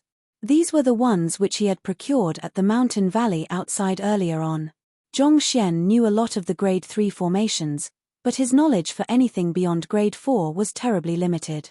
The only grade 5 formation he knew was a spirit-gathering formation. As such, it should be impossible for him to set up a grade 6 formation. Without the formation blueprint and formation flags, how could he possibly succeed? But due to sheer coincidence, he did have the formation blueprint and formation flags for a grade 6 formation. Yu Feier had used a formation-destroying silver needle to trigger the formation, thus creating a detailed book on its flaws to be compiled in the Library of Heaven's Path. This had given Zhongxian perfect knowledge regarding the formation. And this hidden formation happened to be grade 6, and he also had those flags in his storage ring as well. Back then, he was only thinking that it would be a huge waste to leave behind such valuable objects. Who would have thought that it might actually save his life now? Zhongxian examined the hall from his position in the sky. The chamber is sufficiently huge for me to lay out the formation. He intended to use this formation to hide the region where the cauldron and books were gathered. As long as he could keep the puppet out for a period of time, they would be able to try to obtain Wu Yang's heritage through forging a weapon. However, this hidden formation required substantial space to lay it out, and it was fortunate that this chamber was large enough. Otherwise, there would be nothing Zhongxian could do. All right. Confirming the positions, Zhongxian flicked his fingers. Wang. A couple of the formation flags in his palm scattered across the entire room. Formation flags. Is teacher going to set up a formation? Luo Chichi, who was busy stopping the puppet with her arrows, couldn't help but be slightly bewildered by Zhongxian's actions. Even though she hadn't studied formations before, her close friend was a 5-star formation master, so she had many opportunities to see how formations were laid out. Even the most formidable formation master in the Master Teacher Academy had to use a compass to assess the surroundings first, searching inch by inch and placing flag after flag into the ground. Yet, this fellow actually simply threw a bunch of formation flags down from the sky at once. Was this for real? Would a formation set up so casually really work? Wasn't this taking formations too lightly? While she was overwhelmed by astonishment, one of the arrows was accidentally shot with insufficient strength. As such, with a furious roar, the puppet on the receiving end stretched out its hand and grabbed it, before throwing it back at her. Woo. Even though the arrow was hurled with the puppet's bare hands, its strength was simply too great. It whizzed through the air, heading straight back at Luo Chichi. Alarmed, Luo Chichi's eyes narrowed, and she quickly stepped aside. But even so, the sheer wind pressure from the trajectory of the arrow ripped the cloth by her shoulder and deeply cut her snow-white skin. Roar. At the same time, the otherworldly demon puppet, freed from the previous barrage of arrows, roared furiously and leaped at Zhongxian. Zhongxian swiftly twisted his body and changed his trajectory. At the same time, he continued to hurl flags downward to specific locations below. Your enemy is me, don't even think of going after teacher. Seeing that the fellow was pursuing Zhongxian once more, Luo Chichi clenched her jaws and drew her arrows once more. Wang. This arrow pulled out of rage harnessed nearly her entire might. With a speed as swift as a shooting star, it appeared before the otherworldly demon puppet in an instant. Ding! Before the puppet could even react, it was already shot in its glabella. However, this fellow's defense was simply too strong. Not to mention, as a puppet, concepts such as acupoint and the like didn't apply to it. As such, striking what that should have been a vital didn't damage it in the least. On the contrary, it only infuriated it further. Roaring furiously, it changed its target from Zhongxian to her. With that previous attack, its aggression had been pulled from Zhongxian to her. Its massive arms threatened to smash the woman before it into a lump of meat. Who? Astonished, Luo Chichi could hardly react when the otherworldly demon puppet was already standing right before her. With opened fingers, its hand stretched forward to grab her. Even though its attack wasn't reinforced with zhenqi, the sheer brute force behind it still made the young lady's breathing hasten. Get lost. There was no time for her to shoot an arrow anymore. Thus, with an enraged roar, she smashed her bow at the huge fellow before her. Even though it was unlikely to help her much, she had no other choice before her. Her sword was still deeply lodged in the ceiling of the stone room. Besides, even if she wanted to draw another weapon at this moment, she wouldn't make it in time. Voila!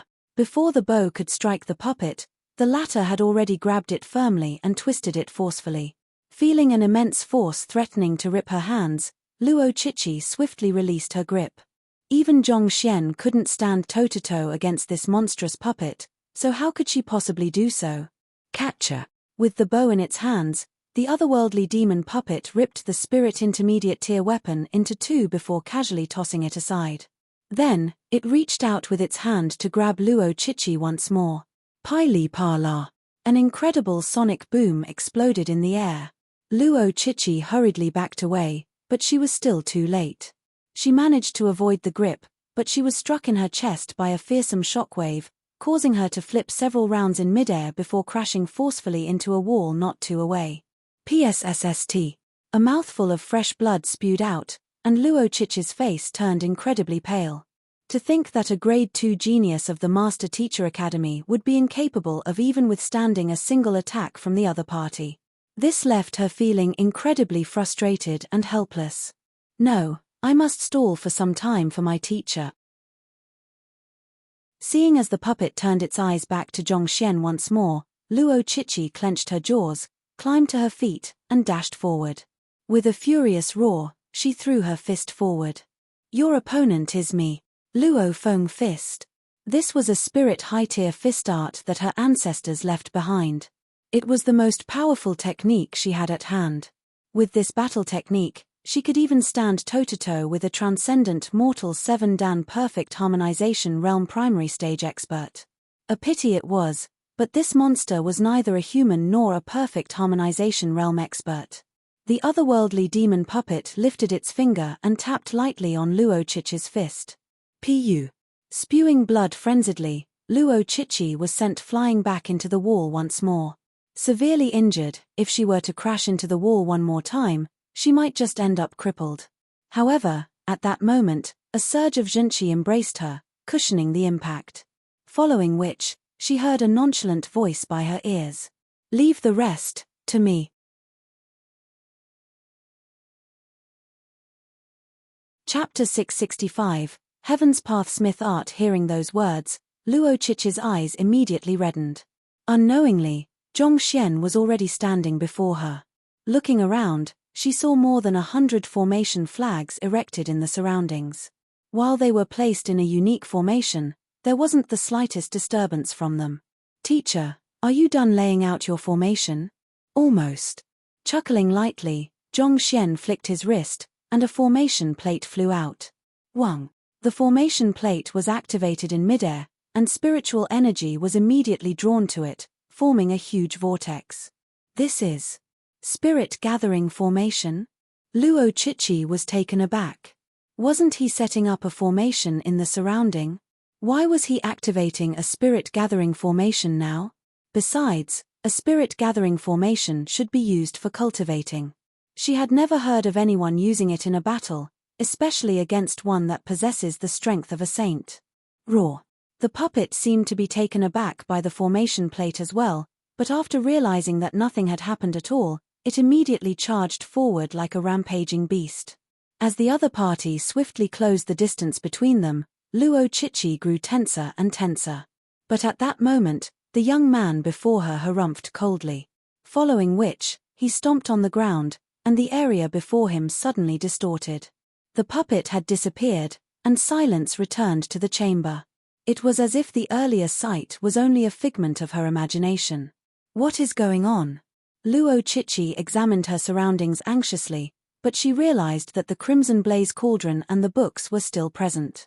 However, the area where the puppet was earlier had disappeared completely from view and from touch, replaced by deep darkness. It seemed as though the young man's stomp had torn this space away to an entirely different dimension. This is a hidden formation? A thought suddenly emerged in her mind. There was only one type of formation which could produce this type of effect, hidden formations. On top of hiding the formation itself, it would also hide a specific space. That was also the reason why they couldn't find the entrance to the underground chamber no matter how thoroughly they searched. If not for deciphering the formation, even if they were given 3 more years and dug up the entire ground in that valley, they would not find the entrance leading down here. She was curious as to what Zhongshe was setting up earlier, but after seeing this bizarre sight, she suddenly recalled the formation flags and such a thought came to mind. However, hidden formations require an immense amount of spiritual energy to trigger. One has to be at least a 6-star formation master to activate it. How did teacher manage to do so? Even though there was no doubt about the matter, she still found it hard to believe. Grade 6 formations, not to mention such a profound hidden formation, required one to possess a cultivation of at least transcendent mortal 6 dan to activate. Given that Zhongshe was only at the consonant spirit realm, this was inconceivable. Could it be the spirit-gathering formation from earlier? Luo Chichi narrowed her eyes. Just a moment ago, Zhongshe threw out a spirit-gathering formation. She didn't think much of it earlier, but putting everything together, she immediately came to a realization. That grade 5 spirit-gathering formation must have served as the engine to activating this hidden formation. Using a formation to activate another, this was the legendary augmented formation. Even 6-star pinnacle formation masters would find it hard to install something as complex as this. Yet, not only had Zhongshe managed to do so, he even did it with incredible ease. Luo Chichi's eyes were about to pop out from their sockets. Formations were formed by harnessing spiritual energy to influence the magnetic field in the environment to create specific phenomena. The concept of 1 + 1 = 2 didn't apply here. The interference between 2 formations could easily prove to be destructive, thus rendering both formations ineffective simultaneously.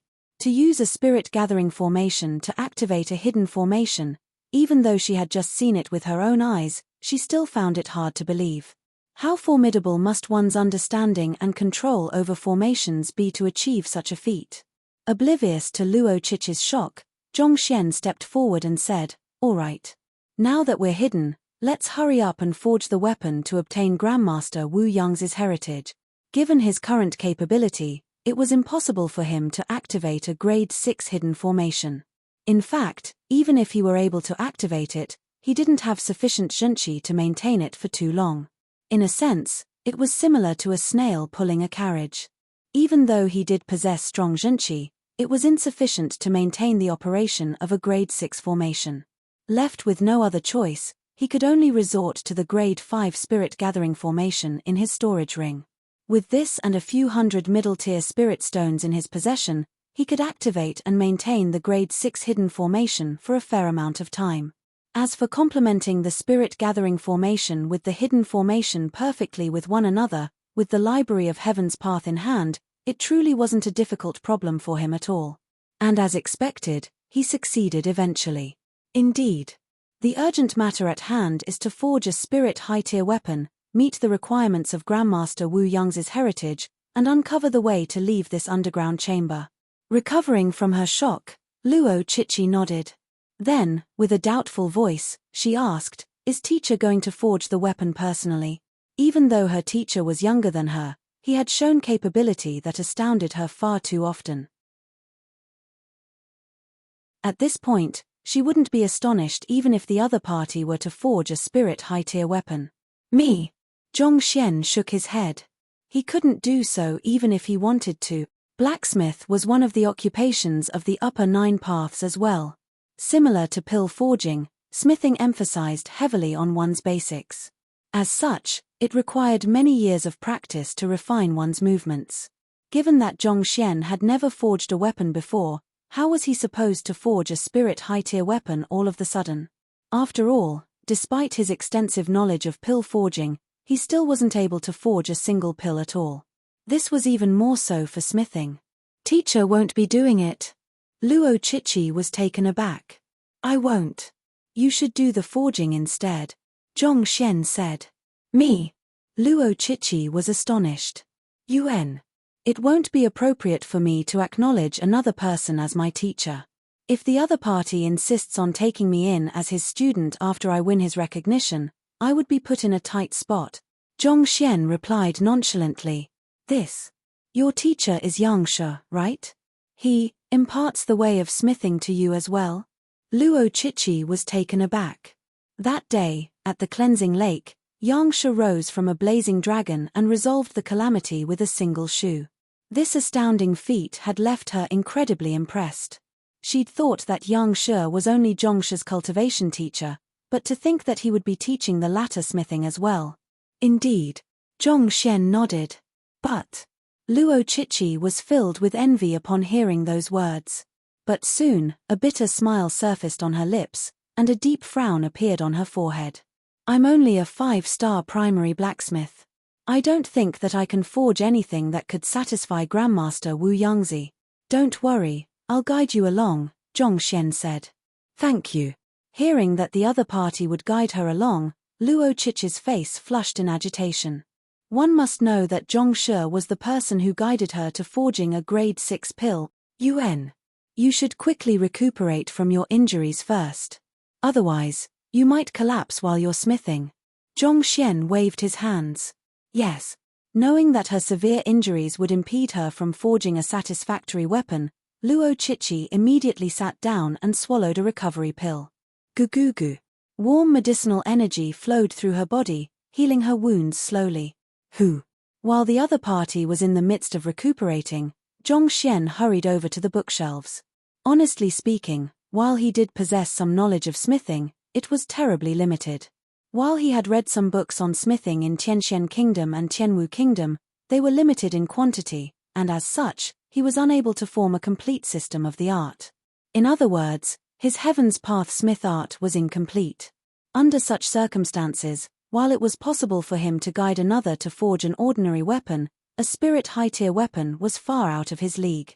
Thus, the only course of action he could take at the moment was to quickly brush up on his knowledge. Unlike the hidden formation set up outside previously, where the formation was harmonized with nature and gathered spiritual energy from the entire mountain range spanning over several thousand kilometers, this formation was only powered by his middle-tier spirit stones. Once his hundreds of middle-tier spirit stones were sapped dry, the hidden formation would immediately fall apart. By then, the puppet would be able to get in, and they would be doomed. Fortunately, the books on the shelves were all regarding smithing. It was either Grandmaster Wu Yang's own collection or it was given to him by the group who kidnapped him so that he could refer to it. But nevertheless, the presence of these books was good news. Without any hesitation, Zhongxian placed his finger on the first book and began running. In a tea's time, he finished gathering the 100,000 books on the shelves into the library of Heaven's Path. Compile. With a thought, the 100,000 books fused together to form 6 books. They were the Heaven's Path Smith Art, books from 1 star to 6 star. As long as he studied all of them, his understanding of smithing would become on par with a real 6-star blacksmith. He began flipping through it. Smithing is the art of creating tools suitable for human use. The best tool is a human's body, and the essence to Heaven's Path Smith art is to forge a weapon through a human's body. The profound logic contained within the book left him refreshed, and countless doubts that had baffled him before immediately resolved themselves. There might be countless variations to pill forging and smithing, but standing at the center of each of them was a set of fundamental laws. And those were exactly what the Heaven's Path books recorded. Mastering the knowledge within the Heaven's Path Smith art books meant to master the fundamental laws of smithing. With this, it wouldn't be difficult for him to smith any weapons. Closing his eyes, Zhongxian began studying them book by book. 1 hour, 2 hours, 3 hours, 4 hours. Soon, 12 hours passed. Zhongxian had finished mastering the knowledge within the 6 Heaven's Path Smith art books. At the same time, he had also turned from an ignorant amateur into a true grandmaster blacksmith. Even if Wu Yangzi were to come to life now, it was unlikely he could compete with Zhongxian in the field of smithing. But of course, this only applied to knowledge, not skill. Despite his extensive and profound knowledge of the art, it was likely that he would fail terribly if he were to try to smith a weapon. Smithing was a profound art that required many years of practice. Just forging the metal ingot in itself required much practice. It would be impossible to master the art within an instant. If Zhongxian wanted to pursue this path, he would have to devote substantial time into practicing. Looks like there's no physical body cultivation technique here. After studying the Heaven's Path Smith art, Zhongxian went through the remaining books and shook his head in disappointment. His main purpose here was to obtain Wu Yangzi's physical body cultivation technique, but there wasn't one on the bookshelves. Shaking his head, Zhongxian stood up and looked at Luo Chichi. However, a frown immediately appeared on his face. "You haven't recovered from your injury yet?" Luo Chichi was still meditating on the spot, recuperating from her injury. Even though her aura felt significantly stronger than before, she hadn't completely recovered from her internal injury yet. Judging from her ragged breathing, she was still in pain. Chapter 666 Weapon Smithing 1. It had been 12 hours already, and despite consuming a recovery pill, the other party hadn't fully healed from her injuries. This was a little, way too slow. Halting her meditation, Luo Chichi lifted her head and replied, "My injuries are too severe. Even though I've consumed medicine, I'll still require around 3 days to make substantial recovery, and half a month to recover to my peak state." She had incurred serious injuries from the previous battle, and to be able to heal within 3 days was already an incredible feat after all. Recovering from one's injuries wasn't like eating, where one could speed up just because one wanted to. Hearing that she would still require such a long period of time, Zhongxian frowned. "The longer we wait, the more danger we are in." While they were currently hidden by the formation, no one could guarantee that there wouldn't be any abrupt changes, especially not in a foreign place like this. Time was a luxury for them at the moment. After a moment of hesitation, Zhongxian asked, "Do you have a qi regeneration pill?" "Qi regeneration pill? I do," Luo Chichi replied. Qi regeneration pill was one of the most common medicaments that cultivators used to recover their zhenqi. Naturally, there were different tiers to cater to those of different cultivation realms. Similar to spirit-gathering formations, a single leap in the tier of the pill would spell a world of difference in its effectiveness. The Qi regeneration pill in her possession was at grade 5 primary. Even if her zhenqi were to be sapped dry, by consuming one, she would be able to recover around 50% of her zhenqi for a short moment to cope with any danger before her. Flicking her wrist, she took out one. Yuan grabbing the pill, Zhongxian circled it around his fingers before passing it back. "Eat it." "Yes." Even though Luo Chichi was perplexed, she still swallowed the pill. Qi regeneration pills were only used to recover one's zhenqi. Given that her zhenqi was currently full at the moment, what was the use consuming it? Just as she was bewildered by Zhongxian's actions, the qi regeneration pill she swallowed slowly melted, and a warm surge of energy flowed through her entire body. Wherever the energy flowed, her injuries, be they internal or external, healed at a noticeable pace. A few breaths later, she felt completely re-energized, as though a phoenix rising from the ashes. This. Luo Chichi stood up and moved her body around, and her eyes immediately widened in disbelief. The injuries that should have taken at least half a month of recuperation actually healed right after consuming a single chi regeneration pill. Teacher, this chi regeneration pill. No matter how slow she might be, it was clear that her teacher had done something to the chi regeneration pill to turn it into such an incredible recovery medicine. Without even using a cauldron or adding in any medicinal herbs, just by touching it, he was able to change the property of a pill. How in the world did he do it? Zhong Xian waved his hands casually and instructed, "All right, prepare yourself.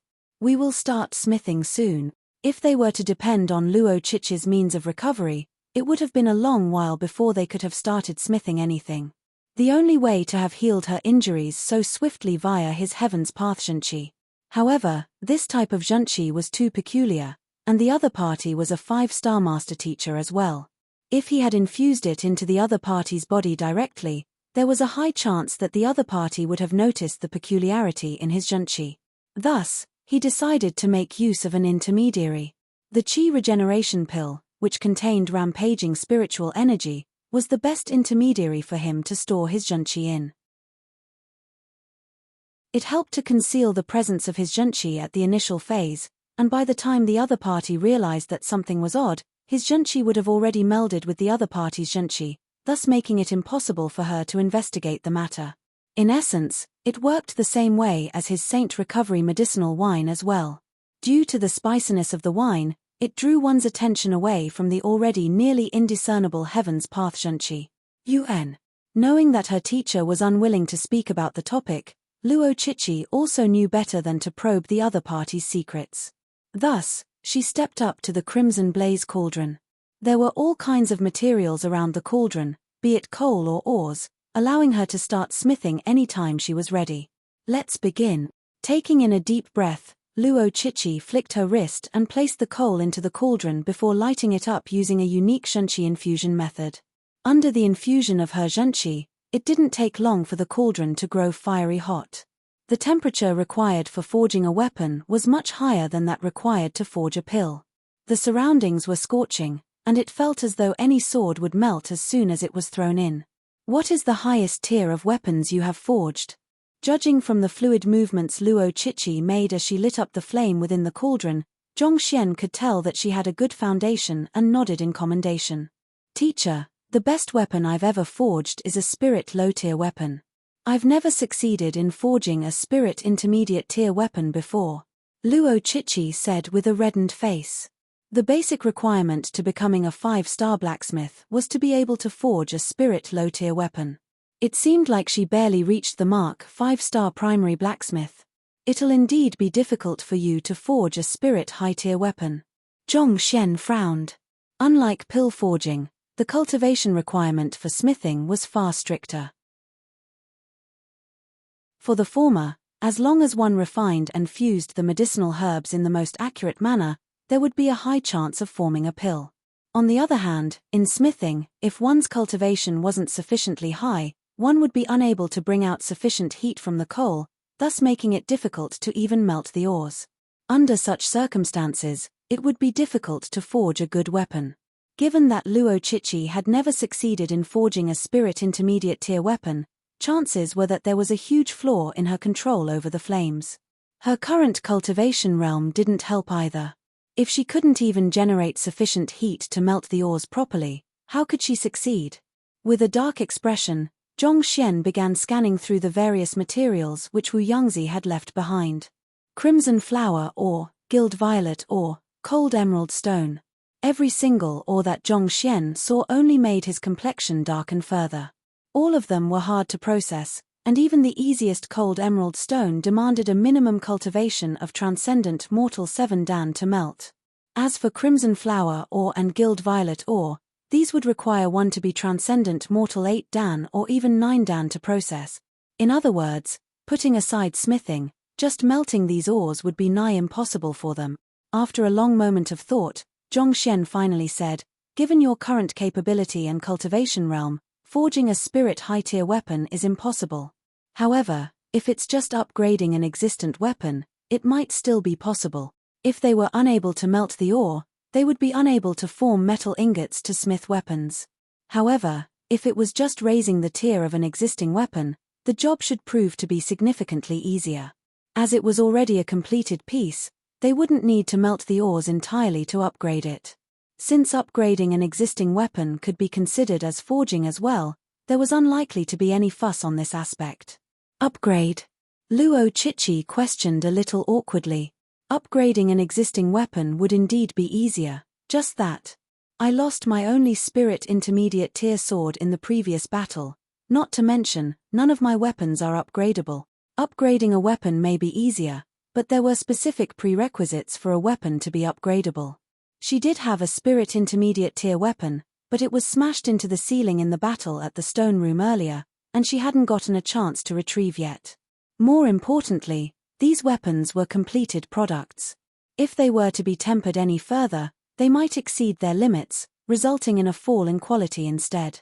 Only specific upgradable weapons could be further forged and refined.